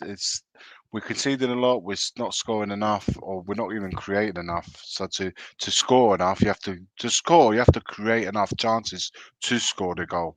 We're not doing that either. So it's hard. If you look at it, what is actually working in this team? If you look at all that, we're quick to say what isn't working. What actually is? What can we hold on to say, you know what, this at least is working? And there's not really much going on in terms of how long I'll give him. If he was to be sacked tomorrow, I wouldn't lose an eye. I wouldn't lose any sleep over it. But if you want to be fair and say, look, how long would I give him to? I think end of the year, and that's as far as I would go. That's if this is still the same come the end of the year. So we've got Brentford at home, we've got Slavia Prague, Forest away, Liverpool at home, and I think, is it Brentford again in the new year? I think after that it's done. It's more than that. Can I just say, I'm missing a game here and there, but I think those are the games right there. We've got Brentford at home on the weekend, Slavia Prague in the week, and we've got Forest away, Liverpool at home, and then we've got Crystal Palace away. I missed the Palace game on the 28th. I think. Can I just say, 5 games there, right there. If nothing's changed in these 5 games, against Slavia Prague, they're absolute rubbish. We'll smash them. Forget that. I'm talking about. I'm more focused on the league games. I had to mention the Slavia Prague game, but because it's in the running sequence. But in those games there, we cannot lose. He cannot walk away from the Brentford game with anything but a win. his if old he doesn't, club, the manager that he coaches in charge, his number 2, if he can't beat, is it his number 2? Have I got that wrong? Sunderland have just gone 1-0 up against Liverpool. Can I just say, I know. Can someone tell me if the manager of Brentford worked underneath Frank? Just confirm if I'm right or not with that one. I don't want to say something that's incorrect. I was just googling some stats, right? But I know Jose's time at Spurs wasn't like ideal, but this for me is what I remember when Mourinho was at Spurs. Only Man City, Liverpool, Man United picked up more Premier League points than him during his in between seasons that he had, because he never had a full complete season. So it wasn't that bad. His period. Mourinho was good, mate. Mourinho was good. He took us to Man United. We beat him 6-2. Remember that one? We beat him 6-2 at Old Trafford. And he didn't have. He wasn't backed at all. He wasn't backed at all, and he still done what he done. Now look. Anyway, there's no point constantly going back to Jose and Conte and stuff like that. But going forward, all I'm saying is I want a manager that has some pedigree, that we can say, right, you do have pedigree. We just need to get you the right team and players, and then you can back something with confidence. With Frank, it's just an unknown, which is why I'm in your camp still. I don't really care what happens with him because he's not giving me that good feeling, at Spurs at the moment, and I can't see where his next win's really going to come from. Like I'm not confident with any of the games coming up. Well, people in the chat are saying that the manager was Frank's number 2 or 3, and he was the set piece coach. So the set piece coach under Frank at Brentford is now the manager of Brentford. I believe Brentford above us, or they joint on points. So a quick look. Well, they lost tonight to Arsenal 2-0, which is better than us. We got pumped 4-1, so they've gone to the Emirates and done it. Yeah, they're equal points with Tottenham. So it's 2 teams both on 19th place. Brentford have not been good on the road. They've lost all their games on the road, Brentford. So what I really want to see... so did Fulham before they came to us. Yeah. What I really want to see... So be careful what I say. Be careful what I say. What I really want to see, right, is... I want Bergvall to stay on the left, right? Because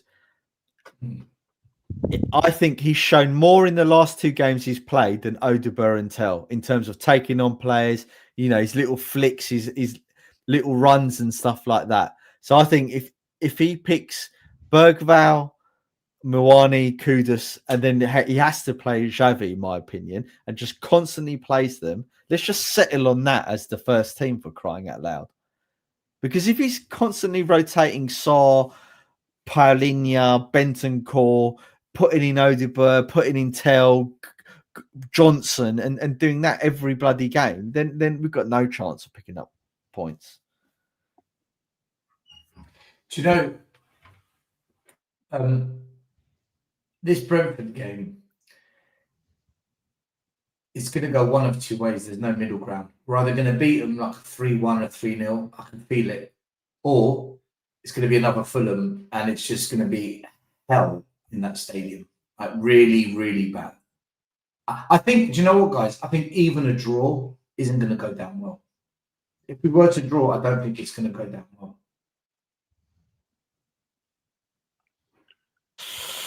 Nothing but nothing but a win will do. It's simple as that.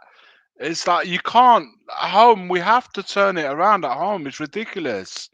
It's ridiculous. We can't go in Fulham at home, Brentford at home. Come on, man. If we're not even in a slight list about getting wins against these teams, well, then what hope you got against anyone else?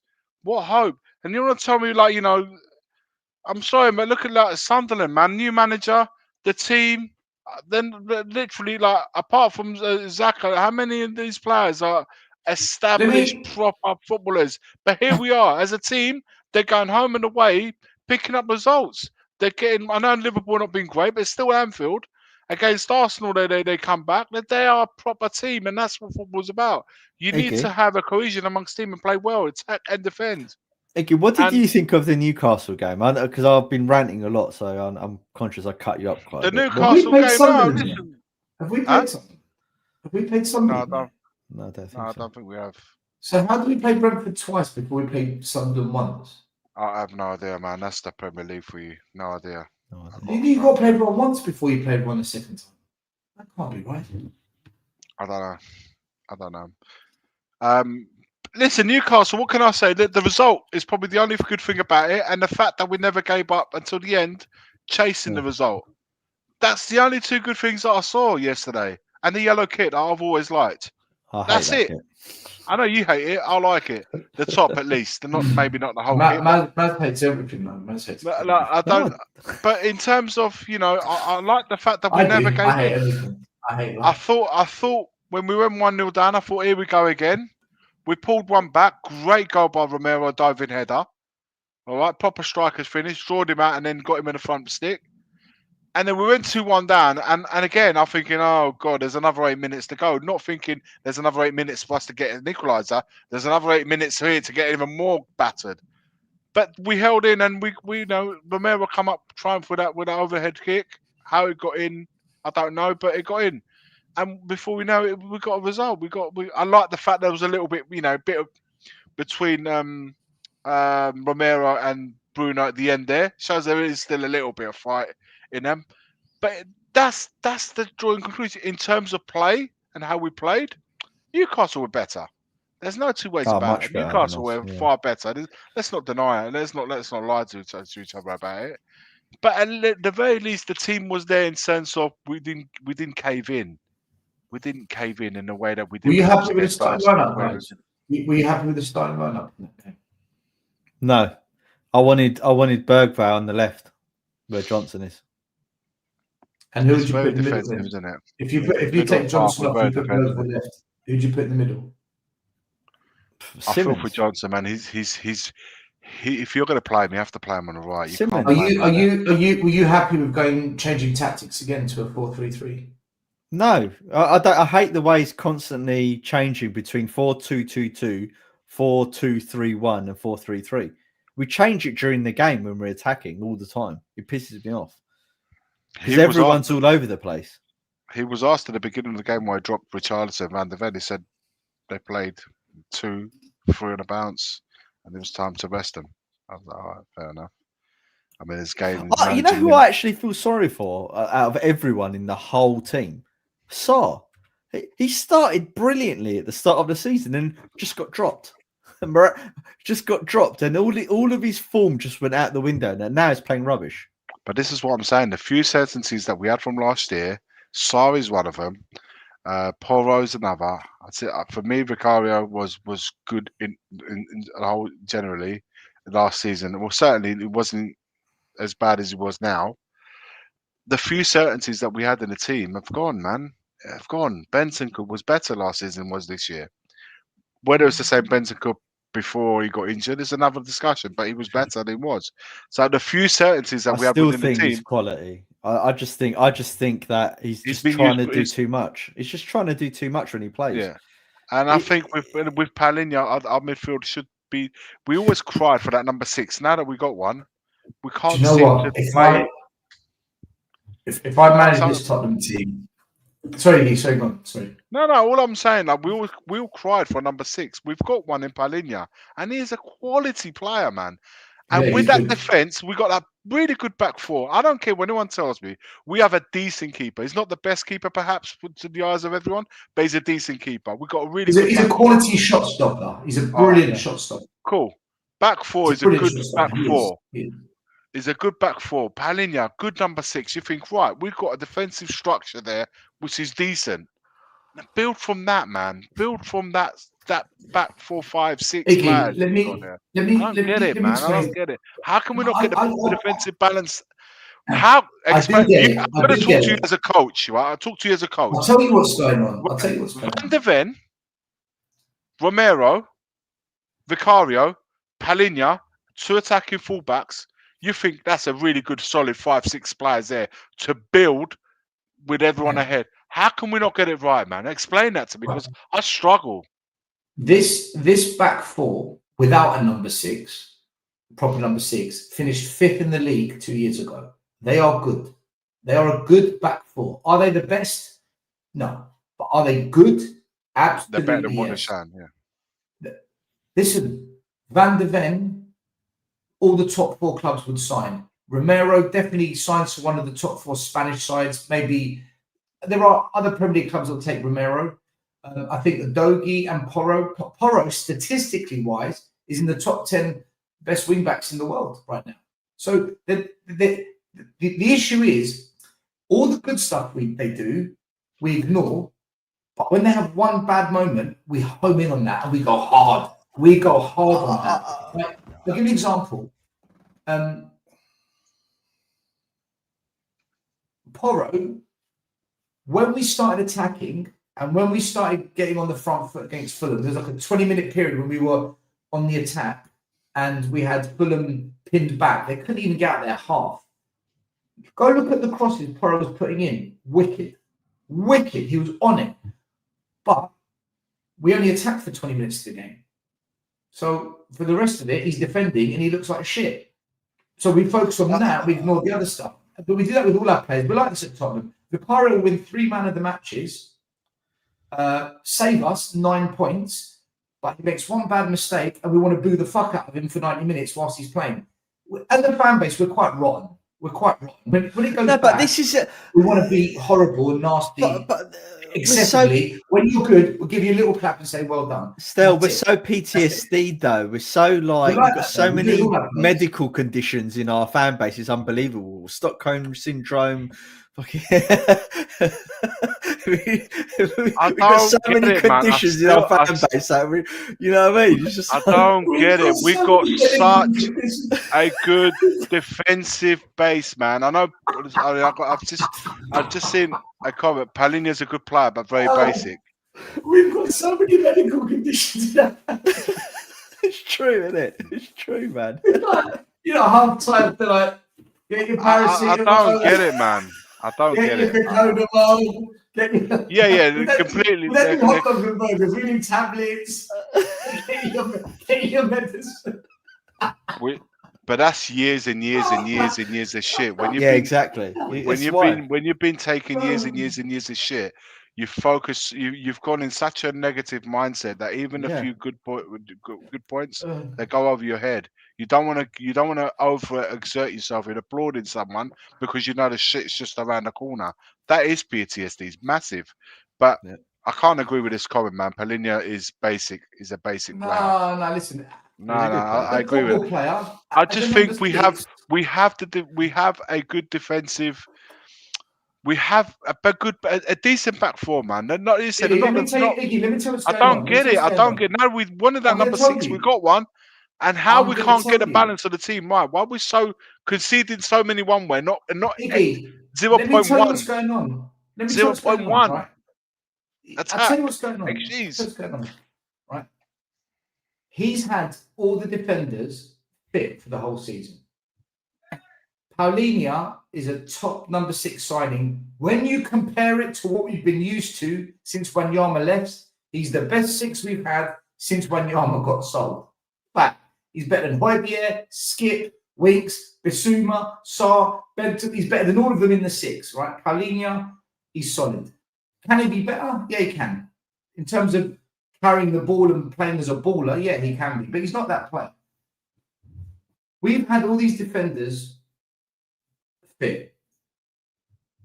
So the question is, how can a manager who puts everyone on the halfway line, plays suicidal football, emergency defending, everyone pulling their hamstrings, making recovery runs, how can this manager concede less goals than a manager who's pushed everyone back, wing backs hardly get to push up, and he's put a 6 in front? How the fuck do you concede more than Ange, who everyone was making a song, High Line for Life. High Line for Life. Everyone made songs about it. Still. He's got to fix the back first before he can fix everything. Yeah, he's got to fix it. Right? To a point, he did. To a point, he did. We weren't conceding that many goals. Like 3 games. Yeah, but what I'm saying is, it happened. You can't say that was a brilliant goal by Wirtz, by the way. I just seen it. Iggy. So, but the I question is, can't. I'm answering your I question, don't though. get The it, man. I question don't is, get it. yeah, so I'm answering. So the question is, how can the kamikaze defending, where Ange did no coaching of defending, we did not coach defending at all, how can he concede less than the pragmatic coach that's got all the defenders fit and a number 6? It's simple. What Ange did, and it's why he's conceding less with the same defenders, is he attacked. He squeezed the game high up the pitch, forcing teams back, and he got goals. I think he scored 11 more than this time last season in the league. What Frank does is he absorbs pressure. He invites pressure. He invites us to make mistakes, and eventually, if you keep knocking, the door's going to open. We never release the pressure, Iggy. We never say, right, we need to release the pressure on the defense. Let's attack. Every time you attack, the defenders get a breather. They get to regroup. They get to have a quick chat. Romero can turn around to Van der Ven and say, mate, we got lucky last time. Squeeze tighter. Udogie can speak to Van der Ven and say, next time I push, can you cover me because you didn't do it that time? We don't get time to have those chats on the pitch because we're fucking defending the whole game. It's insane. So of course we concede more goals because the only way you can play this defensive system and to not break is to have elite defenders like your prime AC Milan back in the 90s, elite defenders, or you've got to score a goal before the other team scores to now take the pressure off. Right, we've got the goal. Now they need to open up. You need to open up because we're 1-0 up. So if we don't score the first goal, we're fucked. We're fucked. And you've seen it this year. Every time we go 1-0 down, you see how we crumble. This is the problem. Too much pressure on the defense. They never get a break to reset, to have conversations, to just... It's too much, Iggy. I really don't want to... I really don't want to give up on... I think Udogie... I still think there's a good player in there. No, guys, do you agree with what I've said? I do agree. No, it makes sense. It makes sense when you say it like that. And as you was talking about it, I was going through some of the games in my head, and I could see, if we had Maldini, Cannavaro, Baresi, Prime Van Dijk, bring it on. But even still, you're saying bring it on, and that's fine. The defenders will be like, bring it on. But at some point or another, all this absorbing, it has got to come to a fruition for you at some point. Say, we'll take the absorption, but up there, for fuck's sake, every now and again, hit them on the counter, man. Like we'll absorb all the defending, but can you score one goal at least at the other end? Can you create some chances to make this all worthwhile for us?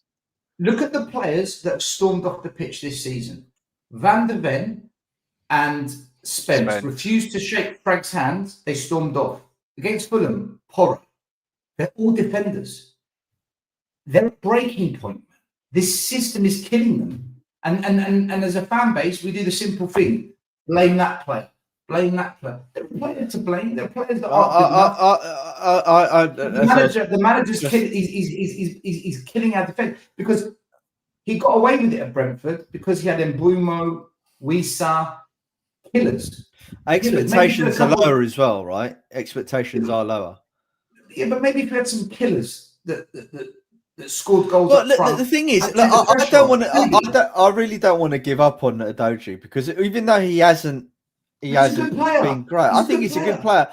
I remember when he first came in his first season, and I thought, he's a really good player. I mean, he got into the Italy squad on his form in his first season under Ange, and then a player like him who's young as well has just suffered under, successive coaches who haven't brought him on as a player. The only player that's really improved a little bit in the last couple of years is Spence, really. If you think about it, maybe Sarr has come on a little bit, but it's just a shame that it's too little. What's happening, Too little. It's not enough. Not enough. But Porro pissed me off. I'm going to be honest. I'm really not a fan of him anymore. That attitude, I just hate seeing that. You'll never seen Kane or Son do that sort of crap. Like Ericsson, you just would never see him do it. I've never experienced though I'll tell you something. I'm not defending him, right? But I've never experienced in the whole time where a player, your own player, within 20, during the game, is getting booed every time he touches the ball. I've seen opponents getting booed, or when an opponent player gets booed when he gets on the ball because you don't like him, or he's just put a really dirty one on your player. But I've never seen one of a fan at home booing one of our own players, in this case, the goalkeeper. He made a shitty mistake and it was a poor That goal. was, you know what it was? I think why the fans turned on him. Of that is what Poro said. But Why are you Iggy, going around applauding them when they've been booing us? yeah, I understand. I'm not saying But it's Iggy, right. I'm Iggy. saying, but it's adrenaline, man. In the match, it happens. For me, I think the why I don't know what. Yeah, I don't agree with them booing throughout the whole game, because at the end of the game, you don't want to boo your goalkeeper who's meant to stop the goals going in. But what happened? The one that was such a daft mistake. But I think what really pissed me off from the Vicario set was the way he turned around and blamed the players. Yeah, listen. And I think the fans saw that and they were like, "What the fuck? Like, it's your fault, mate." And that's why they started booing him. Yeah, he's just angry. I don't. Listen, on a match. Listen, I get it. There's adrenaline going on a million miles an hour. There's a blah blah blah in moments. In decision, in game moments, that shit happens, right? And I get reactions are wrong. Sometimes, someone puts a challenge who's late and you're thinking, why have you put that challenge in for? Romero, when he used to get sent off and you're thinking someone had sent it off, like, why? It happens. I'm not saying it's right, but it does happen. In the match, anything happens. Split decision where Zidane headbutts a defender. Is it right? No, of course it bloody isn't, but it's in the moment. And he realizes it's wrong as soon as he gets off. What I can't understand, though, as we can't boo our own players, man. Boo them at the end of the match. Boo them at the end of the half. Don't boo them whilst they are playing with your shirt, with the Spurs shirt on, man. You can't boo them while the in-game action's taking place. You can't do that, man. And I think what happened at the end of that game is like they all got round in a little circle as they do, and they said, you know what? Fuck this, man. Like, let's get off the pitch. Now, I'm not saying it's right, but they've made a decision in that moment to not do it. And I don't agree with what Spence and Van der Ven did as well, walking past the manager. But they weren't not shaking his hand. The manager had asked those players to go around the pitch to applaud the fans. And Spence and Van der Ven said, fuck this, we're getting off the pitch. So it's already there. It was already happening. It didn't happen just now with Vicario. It happened already before when Van der Ven and Spence walked off. So this is something that's been going on for a little while in our home games. And it doesn't look like it's going to change anytime soon. Certainly not the amateur unless there's a change, of course. Iggy, the players need to understand you can't keep fucking losing at home, for crying out loud. That's why the fans are booing. I'm totally with you. But who sorts this out? This is what my question was to start at the beginning of this stream. Who sorts this out when you've got a situation with the players, right or wrong? There's a situation there. The fans and disconnect. The word disconnect has been used between fans and players. It's already in place. The manager's going through his own fucking shit. The manager has to sort it out. We've been talking about it for an hour, and the club has stayed very quiet on the action. No, the manager has to sort it out. The manager has to say to the players, the reason why the fans are booing is because we're playing shit. We need to win. Well, he has. He took that standpoint. His standpoint was with the players. He said it's wrong for the fucking fans to be booing one of the managers. They're not real Spurs fans. That's what he said. That's what Poro The ones said. that boo your own players. That's just bollocks. Because other clubs he has taken a standpoint. No, I just Frank has taken a standpoint. You know what it is, right? The whole of Tottenham, right? I'm not excluding the fans, right? They're like spoilt little brats. They've got it too easy at Spurs. Conte said it. They don't want to play under pressure, right? Everyone go and listen to the Conte rant again. He lays it all out. They don't play for something. They pay us a lot of money, right? They pay us a lot of money, and not for us not to care. They played under pressure in the Europa final, though. Fine, one-off game. But what I mean is, consistently, consistently, they don't want to play under pressure and succeed, right? And they've got it too easy. It's like a holiday camp. Maz, can I say a couple of things that were said that it caught my attention, and I didn't really make a big thing out of it at the time. But as the weeks have gone on, I'm watching these performances. I actually think it's had an impact. Frank said two things. One was, he said a lot of things, but there's two things. Talks too much. I've said this many times. He talks too much. He said, "Don't forget, we finished 17th last year." It's true. Now, if you're a player and your manager says, "By the way, don't forget you finished 17th last year," does that lift you or depress you? Does that inspire you or does that make you think? I don't think he's cussing the players saying that. He's Hear me letting out. us as fans know. Sure. But the players listen to that. So I heard that and I thought, if I'm a player, why are you reminding me where I finished last year, mate? Okay, but it's not a big deal. You're right, Iggy. It's not that big of a deal. Then he also said, in a season, you can expect 10 good games, 30 average games, and 10 bad games. If I'm a player and you've reminded me I finished 17th, and you're telling me what? We're only going to have 10 good games, 30 average, and 10 shit ones. Are you inspired? Does that motivate you? Does that make you feel, yeah? I don't want to bring him up, but I'm going to. Forget the lies that he said, and he said a few.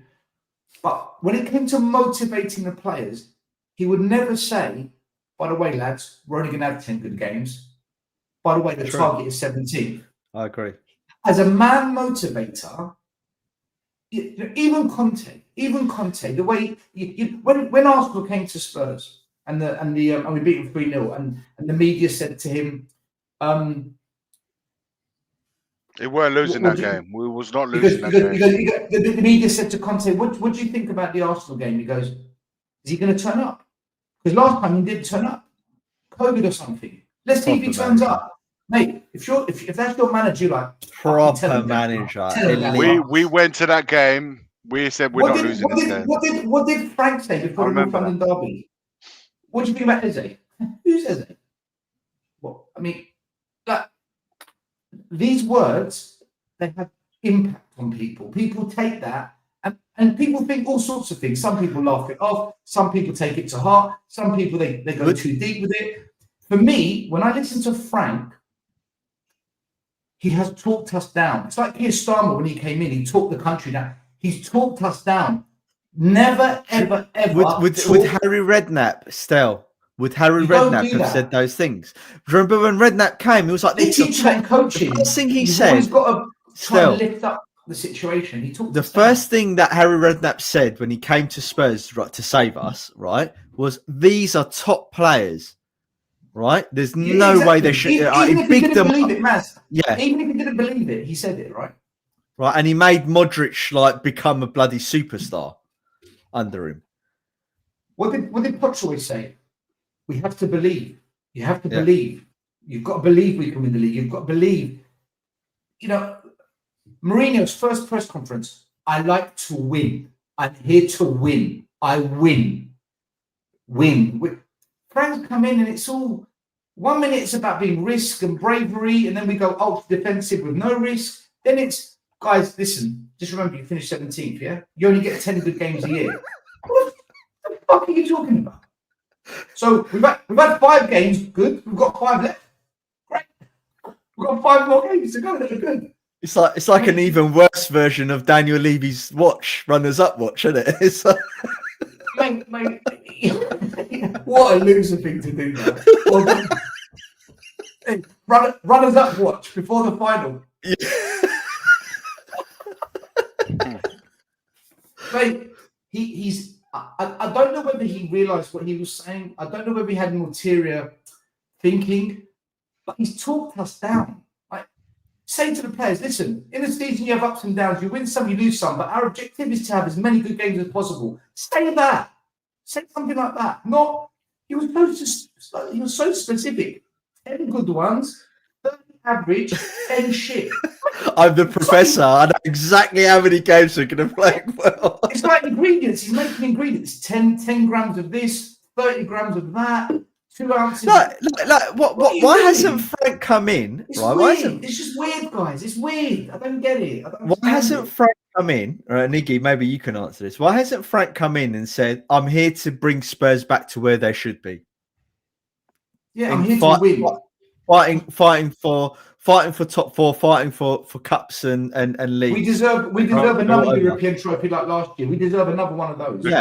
Because he never said that, did he? He's putting pressure He's on not a winner. himself. I'm telling you guys. Well, do you want him to do like Jose Mourinho when he sat down at Chelsea, said, "I'm the special one"? Listen, that Super Cup final that everyone bigged up. Can you imagine coming in? Imagine the first ever press conference. I'm the special one. Listen, maybe he makes Spurs good again. You can't not prime Mourinho, man. Yeah, that was ballsy, man. What a ballsy thing. Who does that? Frank would never say, "Yeah, I'm gonna bring Spurs back to the winner." My manager predicts how many good games you're gonna have. Well, that Nuno, what he said, we got ripped for saying that. I'm gonna make you proud. We're gonna shut up. We're still rip him up for that. Exactly. Now you want Frank to say, "I'm taking Tottenham back here. I'm gonna do this." You want him to do that, and be telling him to shut up. Just don't say nothing. Just don't say nothing. Managers are scared to be confident.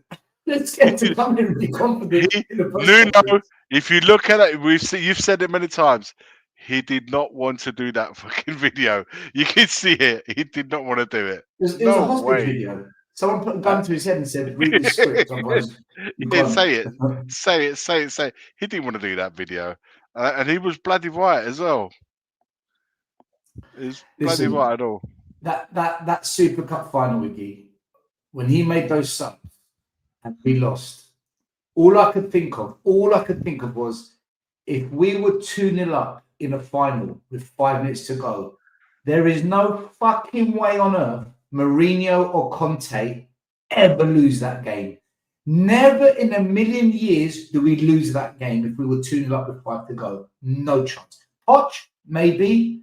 Nuno, maybe. Ange, no, because he's in finals, he wins. I think Ange would have won it, but I don't think Ange would have had us 2-0 up.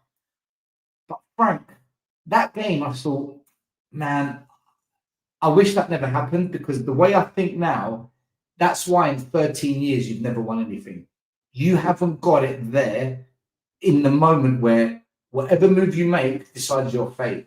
I know Conte and Mourinho, they would have won that game if they were 2-0 up. They would have done it. And that's the difference. That's why they're elite and everyone else is trying to be someone, trying to make a name for themselves. Even Arteta, FA Cup final, he put one on Chelsea. Even Arteta, and this is what I mean. Do you know what I feel like Frank is? Frank's come in to just make us that top 6 club again, hopefully. Maybe get top 4 once in a while. I don't think he's the guy that's going to come in and do what Poch did, let alone the next step up. I do not look at Frank. But the thing is, I do want to give him that. Like you said, he needs to shake things up fast. He's got until this month, right, to start the results to start turning around. But if we lose the next couple of games, even if he turns it around, though, where do you honestly think he takes us? Yeah, even if he signs some better players. No, I don't know. If he turns it around and we start picking up points, then at least, and he shows us something, then at least you can give him time to see what that manifests into. 13 years. He's never ever done it. Poch didn't when he came to Spurs. And he had a ceiling. Poch had a ceiling because, again, but come on. Let's be fair. No, hold on. Poch in the FA Cup semi-final. This is where elite managers created a brilliant team. At least we were competing. We can look back on it in hindsight. No, I'm not letting you walk away from this. What you've created. I'm not walking away from it. I'm fucking. Pochettino in the semi-final of the FA Cup, out of nowhere said, "Right, son, you're going left back, wing back," and he benched Kyle Walker, and they scored from that position. Elite managers would never have done that in a game like that. In the Champions League final, an elite manager would have said, Harry Kane, you're not 100% fit. Lucas Moura, you are buzzing. After Amsterdam, you are. No, the I whole agree world's with talking you, about but still, you're missing one point. But this is what I'm The saying. So major this is why point. Poch. Frank. What I'm trying to say is Frank's brain works like that. But In Frank those hasn't elite even got moments- to Poch's level. He hasn't even got to Eddie Howe's level. He hasn't even got to Glasner's level yet. Yeah, Right, which is why I Poch don't- got. This is the difference. This is why I'm not Eddie Howe arguing won with a you. trophy before he went to Newcastle. He won. Just a trophy listen to before he me, went to Stel. Newcastle. Just listen, right? Poch was down here with Southampton, right? And he took us up there, but he never became elite with us, right? But he was right up there, just on the cusp. I don't think Frank is going to do that, right? He's not going to go to Poch level. That's what I'm asking. That's the question I was asking. Yeah. But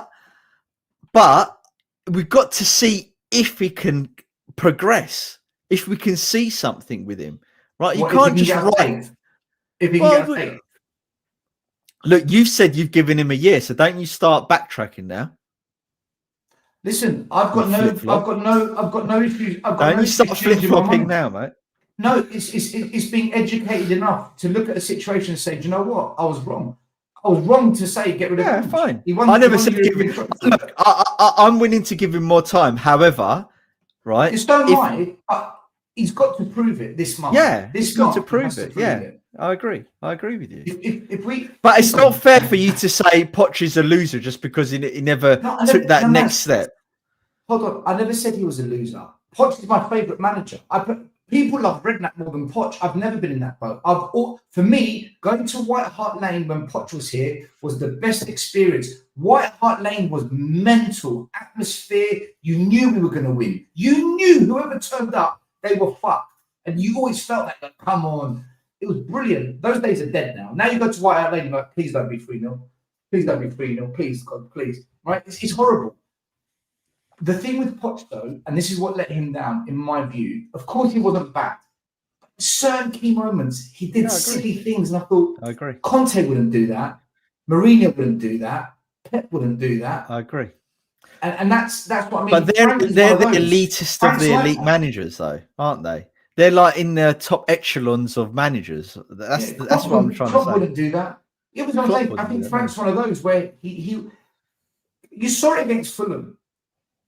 All the momentum's with us. We've just scored a brilliant goal. Come on, Tottenham, get the equaliser. Right, 3 subs. You killed it. You killed it, man. I know. He did the same thing in the Super Cup. Frank subs are. I'm not impressed with his subs, man. I'm not impressed with his subs. And the excuse is, but the players aren't good enough. Who killed the momentum? Who killed that? It was the manager. Just like the manager couldn't shut up shop for 5 minutes in the Super Cup final. But again, if you say these things, you hate Frank, you just want him out. No, I'm talking about what I see. I've just criticised Poch, who I love. I love Poch. If he came back, I'd love it. And I've criticised him tonight. So, guys, listen, one last question before we go. Obviously, everyone's talking about ENIC have got to back Frank this January. This has got to be a big window. We've got to get a left winger, maybe a striker, a number, all these things. We have been highly linked today with Jan Diomande. He's 19. He's scored 5 goals this year. Mate, we're doing it again. Right? Now, so my question isn't what do you think of him? Because look, he might turn out to be the next sensation. Who knows? He might turn out to be another Matthias Tell. Fuck knows. All we know is 2 things. Number 1, it's another kid. It's another potential. It's another risk. Everything we said has to stop. If we end up signing this player, are you going to turn around and say, right, ENIC, you're full of shit. There's no change. Nothing's going to change. Or are you going to try and say, hold on, Frank, you're accepting this? Just like every other manager got blamed for accepting Werner, for accepting Danjuma, for accepting NG. All those managers got rinsed. No. He signed him. If this guy comes to us and he's another Matthias Tell, it's 100% on Frank. I agree. It's all hand in hand. It's all hand in hand. It wasn't all Levy then, was it? Not going to change their ways. You can also say that it wasn't all Levy because the shit's carried on. Levy's no longer there. Exactly. But I've Then that always means Yeah, it been wasn't all sorry, Levy. Levy, Enoch out. Exactly. But So nothing has I've always. changed. Same Are shit, you not different day. wrong by this, guys? Like, something. No, I don't want. We need to. We're not we're at We need the stage we're at. certainties in this team. Yeah, We need exactly. certainties to come in this team. A And lot. listen, I don't have nothing wrong against it, but it's the context. And we've said you got to mix young players with seasoned players. It's the only way. The context has to be right for both scenarios. We have too many of one, not enough of the other. I agree. We need seasoned players, players that are ready. But this team right now really needs it. They need leaders. We need to bring 2 or 3 leaders. We don't have I leaders agree. in this squad. Like we have captains, yeah, the armbands as captain, but in terms of leadership, there's not enough of it on the pitch. We need to rectify that. Like Zach, like listen, People are saying he's the next big thing, but that worries me when people say that. When Granit people say like Granit generational Xhaka. big thing, I panic. No, but I yeah, but panic. Granit Xhaka, for example, if those have been watching our Sunderland, Granit Xhaka is leading that team. He's definitely doing bits in that team. He's doing really well within the team, but he's leading that. That's the kind of personalities. Like you need leadership, and we don't have any of that in our team. Romero and or Van der Ven on their own is not enough. We need them all over the pitch. We need to identify the character of the player more so than the player itself to a certain degree. And we need to start handpicking these players and bring them in the team to better us.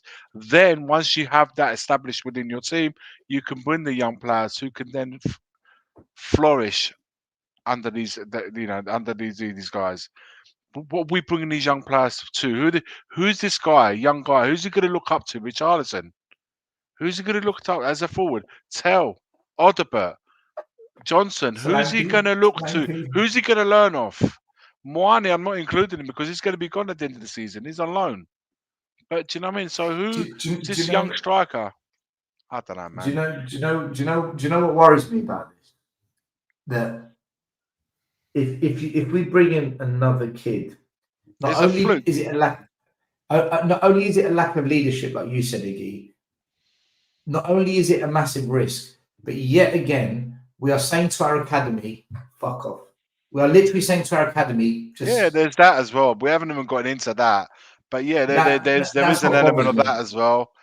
What do we say to players like Dane Scarlett, who's a similar age as this guy? Mikey Moore. What do we say to them? So that's another conversation. But right now, man, we need seasoned players that are ready here now, preferably with Premiership experience. Saba messaged me today, right? And he's been one of the biggest defenders and supporters of Frank on YouTube, right? He turned around to me today and he goes, "If we sign this guy, I'm done." Because Saba understands what this team needs, man. Yeah. He knows, and a 19-year-old is not. I agree with him on this. If we sign this guy, yeah, I'm saying that, but he realizes like what we're doing here. Yeah, no, Sava's assessment on the team is very good. You know, he's obviously you can see the weaknesses and stuff. I just don't agree with him on his manager. Yeah, but everyone has their own opinion on managers. But in terms of what this team needs, everyone can see it, man. And another young kid is not the answer, because the ones that we have got already struggling to get in there. The ones we don't play them, we send them out on loan, etc., etc. So why would we go unless it's the next fucking Ronaldo? Iggy, the problem that's not going to fix the problems that we have. The problem is a lot of these youngsters that have come in, they've come in under Lange and Paratici. They brought in Tell, Odebert, Gray, Bergvall. They've all come under them. So at some point, we've got to say, right, enough. Because look at the players that are stepping up right now. Paulinho, experienced. Kudus, experienced. Van der Ven, experienced. The players that are performing consistently are not the kids. They're not. You can maybe say Bergvall stepped up recently. There's an argument to be had. But overall, the kids, they're not the ones that are carrying us right now. It's They're Kudus. not. If we lose Kudus and Van der Ven, I think we're done. Still, you need to have kids coming in to play right, in a football team. They need to come into play when there's an already established. It's like a kid. A kid, even away from football, a kid flourishes more, in my opinion, when it comes from an established, Yeah, stable I agree. home. Without being funny, it's the fact. The percentages are far greater. If he's brought up in a stable home, they flourish a lot more than perhaps someone who's a bit all over the place at home. Yeah. Tottenham is not that home right now. We're not that stable home. We've just been Correct. talking about it all like for us.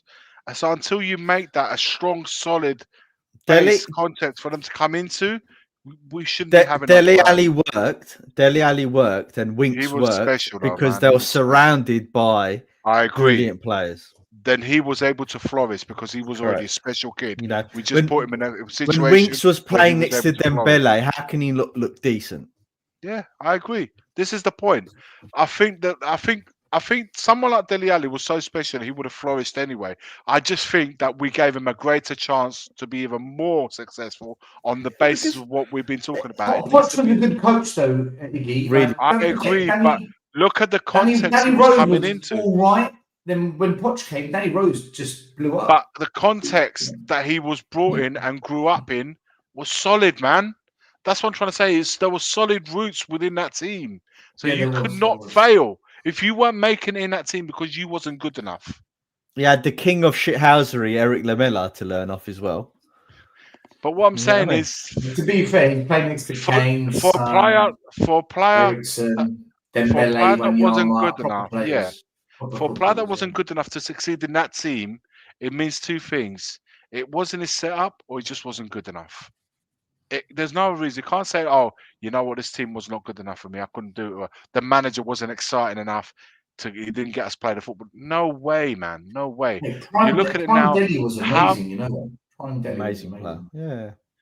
Remember that But goal so what I'm scored saying against is, Crystal Palace? we need to Remember that? create. Flicked over his head and- We need to create the solidity and foundation and good structure to allow these players to come in and do well, man. And until we have, and right now it's the worst time to bring anyone Completely through. agree with you, Iggy. I think that's the best. I think that's the best take on the youth I've heard in you know, for a couple of years, to be honest.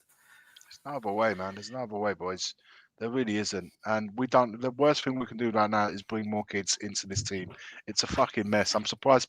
And Bergvall, the fact that he's still head above water in this team and has managed to hold his own, tells you there's something there. And if he had played, I'm telling you something else. If he had come through that Pochettino side, he would be fucking right up there. I said that. He would I be said that. mustard if he was under. He would be Pochettino. right up there because he's He holding his annoys own, the hell man, out in of this me, team. Bergvall, because as good as he does certain things and he plays in periods of games, he also does really stupid things as well. But you can forgive him because he's a youngster and he only cost 11 million. Coached. That's where he needs to be coached. Though. That's what a coach does. But still, the fact that he's able to hold his own in this very team, and you know what I'm talking about, in this environment right now, he has something about him. We've always said that he has something about him, and I just think in a better context, put Bergvall in an Arsenal team right now. Put Bergvall in an Arsenal team right now. Tell me how much better it would be. Do you know one really good thing about Bergvall as well? If you look at his physique, he's got a Premier League build. He's got the shape of a Premier League player as well. He's not skinny. He's not a bit lightweight. He's got, and he's fearless as well. I think he's had moments where he's sort of like in his first season he's got a bit cowed, but this season he looks like he's grown up. Right, he's not scared of players and stuff.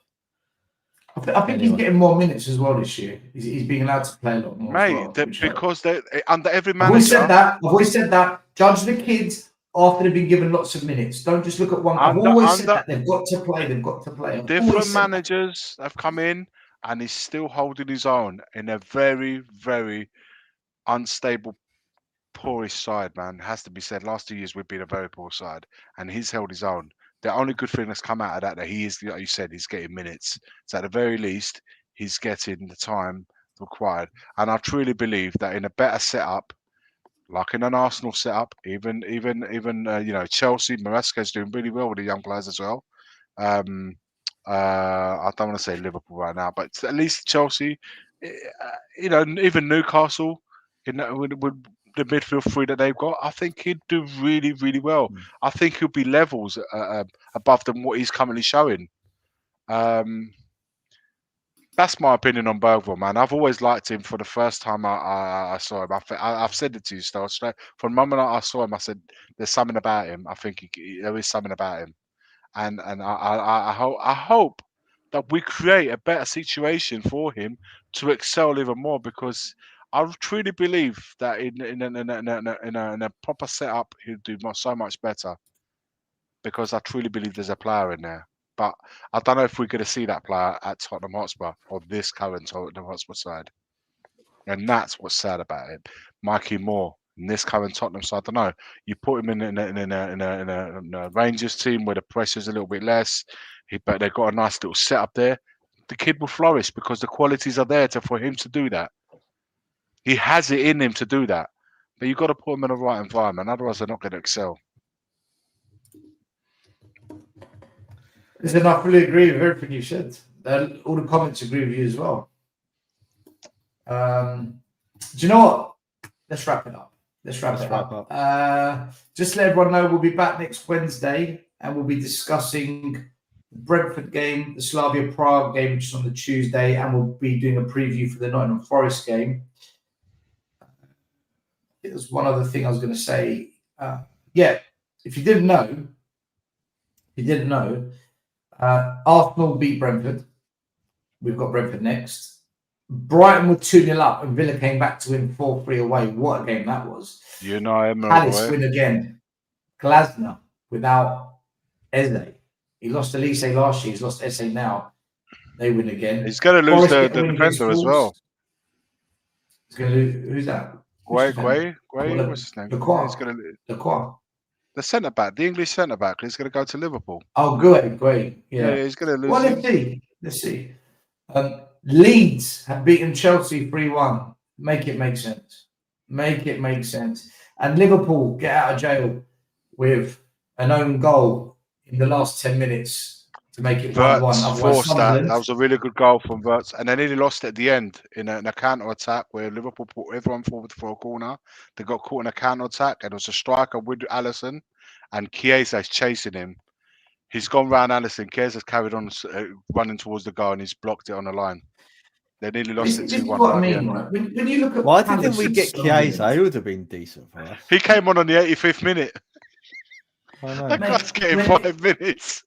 He needs to get out of there. Do you know what? This is what I mean. When you look at Palace, who are 5th, Sunderland, who are 6th, and when you look at them and their squads, you think they've got better managers. I think they've just got better managers, in my opinion. We should be there. We should be 6th. Slot end of one, man. Slot end of one. Slots doomed. Well, this year, no. This year, do you know what I think's happened to Slot? I was thinking about this because he's not a bad manager. He's a good manager. Do you know what I think's happened to him? I think 2 things. One, he signed too many players and he struggled to integrate them all into a team that was perfectly fine. And secondly, I think he's failed to integrate key players into that team because he's given preference to other players previously, like Mohamed Salah. He should just drop Salah and gone with a TK and gone with Isaac. Okay, Isaac's been injured as well. But I don't think he's integrated his signings well. Do you know sometimes a manager, if you give him really good players, lots of them, like high-profile players, they don't know how to manage it. Like Pep is the master of managing. Fergie and Pep were the masters of managing elite players, like elite. Even Mourinho. Give Mourinho elite players, he's the man. Oh, he goes, man. He goes. But other managers, be able to manage don't give them those big names. Give them good players, but don't give them the big ones. And I think maybe that's caught up on him. Because I don't think Slot's crap, guys. I don't think he's crap. He was really good in Holland. Last season you saw, that wasn't a fluke. So, but yeah, listen, they need to sack him. They need to sack him, man. He's fucked it up. This year he's fucked it up. He's got to go. He's got to go. £400 million they spent, and they're saying, we need to spend another 200 million to fix the problem. You just spent 400. £500 million. Get your son on. Where's Joe? Is he there? He's upstairs. He was fuming. I could hear him cry. That's why I was like, I was looking over the TV I was watching some of the game. Do you remember when Joe used to come on Tottenham away when Spurs lose, and he gave us a lecture on football, philosophising to us? He can easily. He can go on a 30-minute rant about Liverpool without us saying a word. No problems. But do we really want this at this time of night? It's not a Liverpool channel. No, let's wrap up. Come on, Still. Let's wrap up. We'll wrap up. Do you know what's fucked up? Liverpool have been worse than Tottenham this year, and they've lost more games, and they're above us. No. All we need is a coach. Yeah, look, people, thank you for tuning in as always. Don't ever take anything too hard. It's just football. We always try and have a bit of fun and a bit of serious. We have to, man. We have to. Yeah, fingers crossed. JD will be back next week. Mari will probably be back in a couple of weeks. Got family stuff to look after. And just maybe JP will have the intro video ready. Just maybe JP might get it done. Who knows? Maybe when Frank we need gets the sacked, intro video, man, when we start our streams to get us pumped. We have to. Waiting for JP to. He had one job, JP. Can you make an intro? He's like, yeah, I've got it. Leave it to me. I've got it. All right. And we cuss the manager. And we cuss the manager all night. And we'll give the one job to JP. One job, JP. One. I'll be at the game this weekend. So if any of you recognise me, come and say hello. I always like it when people that watch the channel come and say hello. It's nice to meet you. Put a face to the name, because things like Billy Fanatic, Mashai Joe, Lux Ratto. We're not gonna. Your name is, right? There's lots of you. Just... If you have your actual names on it, different. But when you say, I'm at XYZ1379, I'm like, whoa. We're not gonna. I was at the protest. Iggy, I was at the protest last year, and this tour guy comes up to me. It's like, Stel, and two things go through my head. Should I hit him before he hits me? Or is he going to say hello? He goes, yeah, I watched your show, man. I was like, oh, then he came big up. He goes, I watched your show. I was like, oh, okay. What's your name? He goes, oh, you might know me as I Hate Marmite. Isn't that you? You're I Hate Marmite. Yeah, but that's not a name that, unless it's something that sticks to the brain. You know what I mean? Yeah, it has to be something like that. But otherwise, yeah, man, this is wicked. It's wicked when we do meet him outside. I haven't been to the stadium for a while, but I'm supposed to be. Obviously, I'm going in January, as you know. But it's always great when you meet people. You're thinking, wow, man, you can actually put face to the names in the comments and stuff like that. Actually, real people out there that you get to chat. So it's always wicked when that happens. So big up to every single one. If you're going to the game on Saturday, man, I hope we all get the result that we hope for. Anyway, someone in the comments said, "What's the predictions?" You got Max. You go first. Draw 1-1. Bastard! I was going to say draw 2. I'm getting 2-2 though. I think it's going to be 2-2. I think we're going to win this one. Narrow win, very narrow win, but I think we'll get one over the line this year. This game. I think we'll win. It's going to be a very narrow win. Do you know what? The fans that don't go to any home games, they think, yeah, we can win this one. And then you go to the game itself, still. It has to be something. Has to like Arsenal, PSG. We said that about Fulham, Newcastle. In 5 minutes. We've got to score early. If we don't score early, my God, I could just see that guy toxic in South very, very quickly. I hope we score after 10 minutes. They're saying 4-1 Brentford. 4-1 No one. Missing the Tottenham boy. I don't think we lose. Yeah. I don't think we lose, man. Brentford have been awful on the road. And they've just lost they're coming off a 2-0 defeat the Emirates. Now they're coming up the road to us. I think it'll be a draw, but we won't play shit. This one here, when we got Tottenham away, I think that's every team right now are looking forward to Tottenham away. Yeah, I know. When we got Tottenham away, 3 points. I bet they are. Yeah. All right. Some people now think Spurs to win 1-0. Matthew says 2-1 Spurs. Richest man says 3-1 Spurs. So It's a mixed bag. Some are saying lose, some are saying it's a mixed bag. I think we will narrowly Mixed. win this one. I think Hopefully our top goal scorer plays VDV. Otherwise, we can't score. I think if we score early within the first 10 minutes, 15 minutes, I think just getting our noses in front for once would help us massively. Let's hope. That's all we can do, man. We can hope. Not confident though. Don't get me wrong. I'm not confident, but we'll see, innit? Anyway, like and subscribe, everyone, if you haven't already. Yes, guys. And we'll see you in the Absolutely. next one. Smash a like to the stream, man. Guys, how many? Okay, don't worry. I was gonna see if Romero was our second top goal scorer. He doesn't want to end it, does he? I don't I was just checking if Romero was our top. All right, listen, we're out of here. Take care. See you later. Bye See you bye. later. Have a good one. There it is.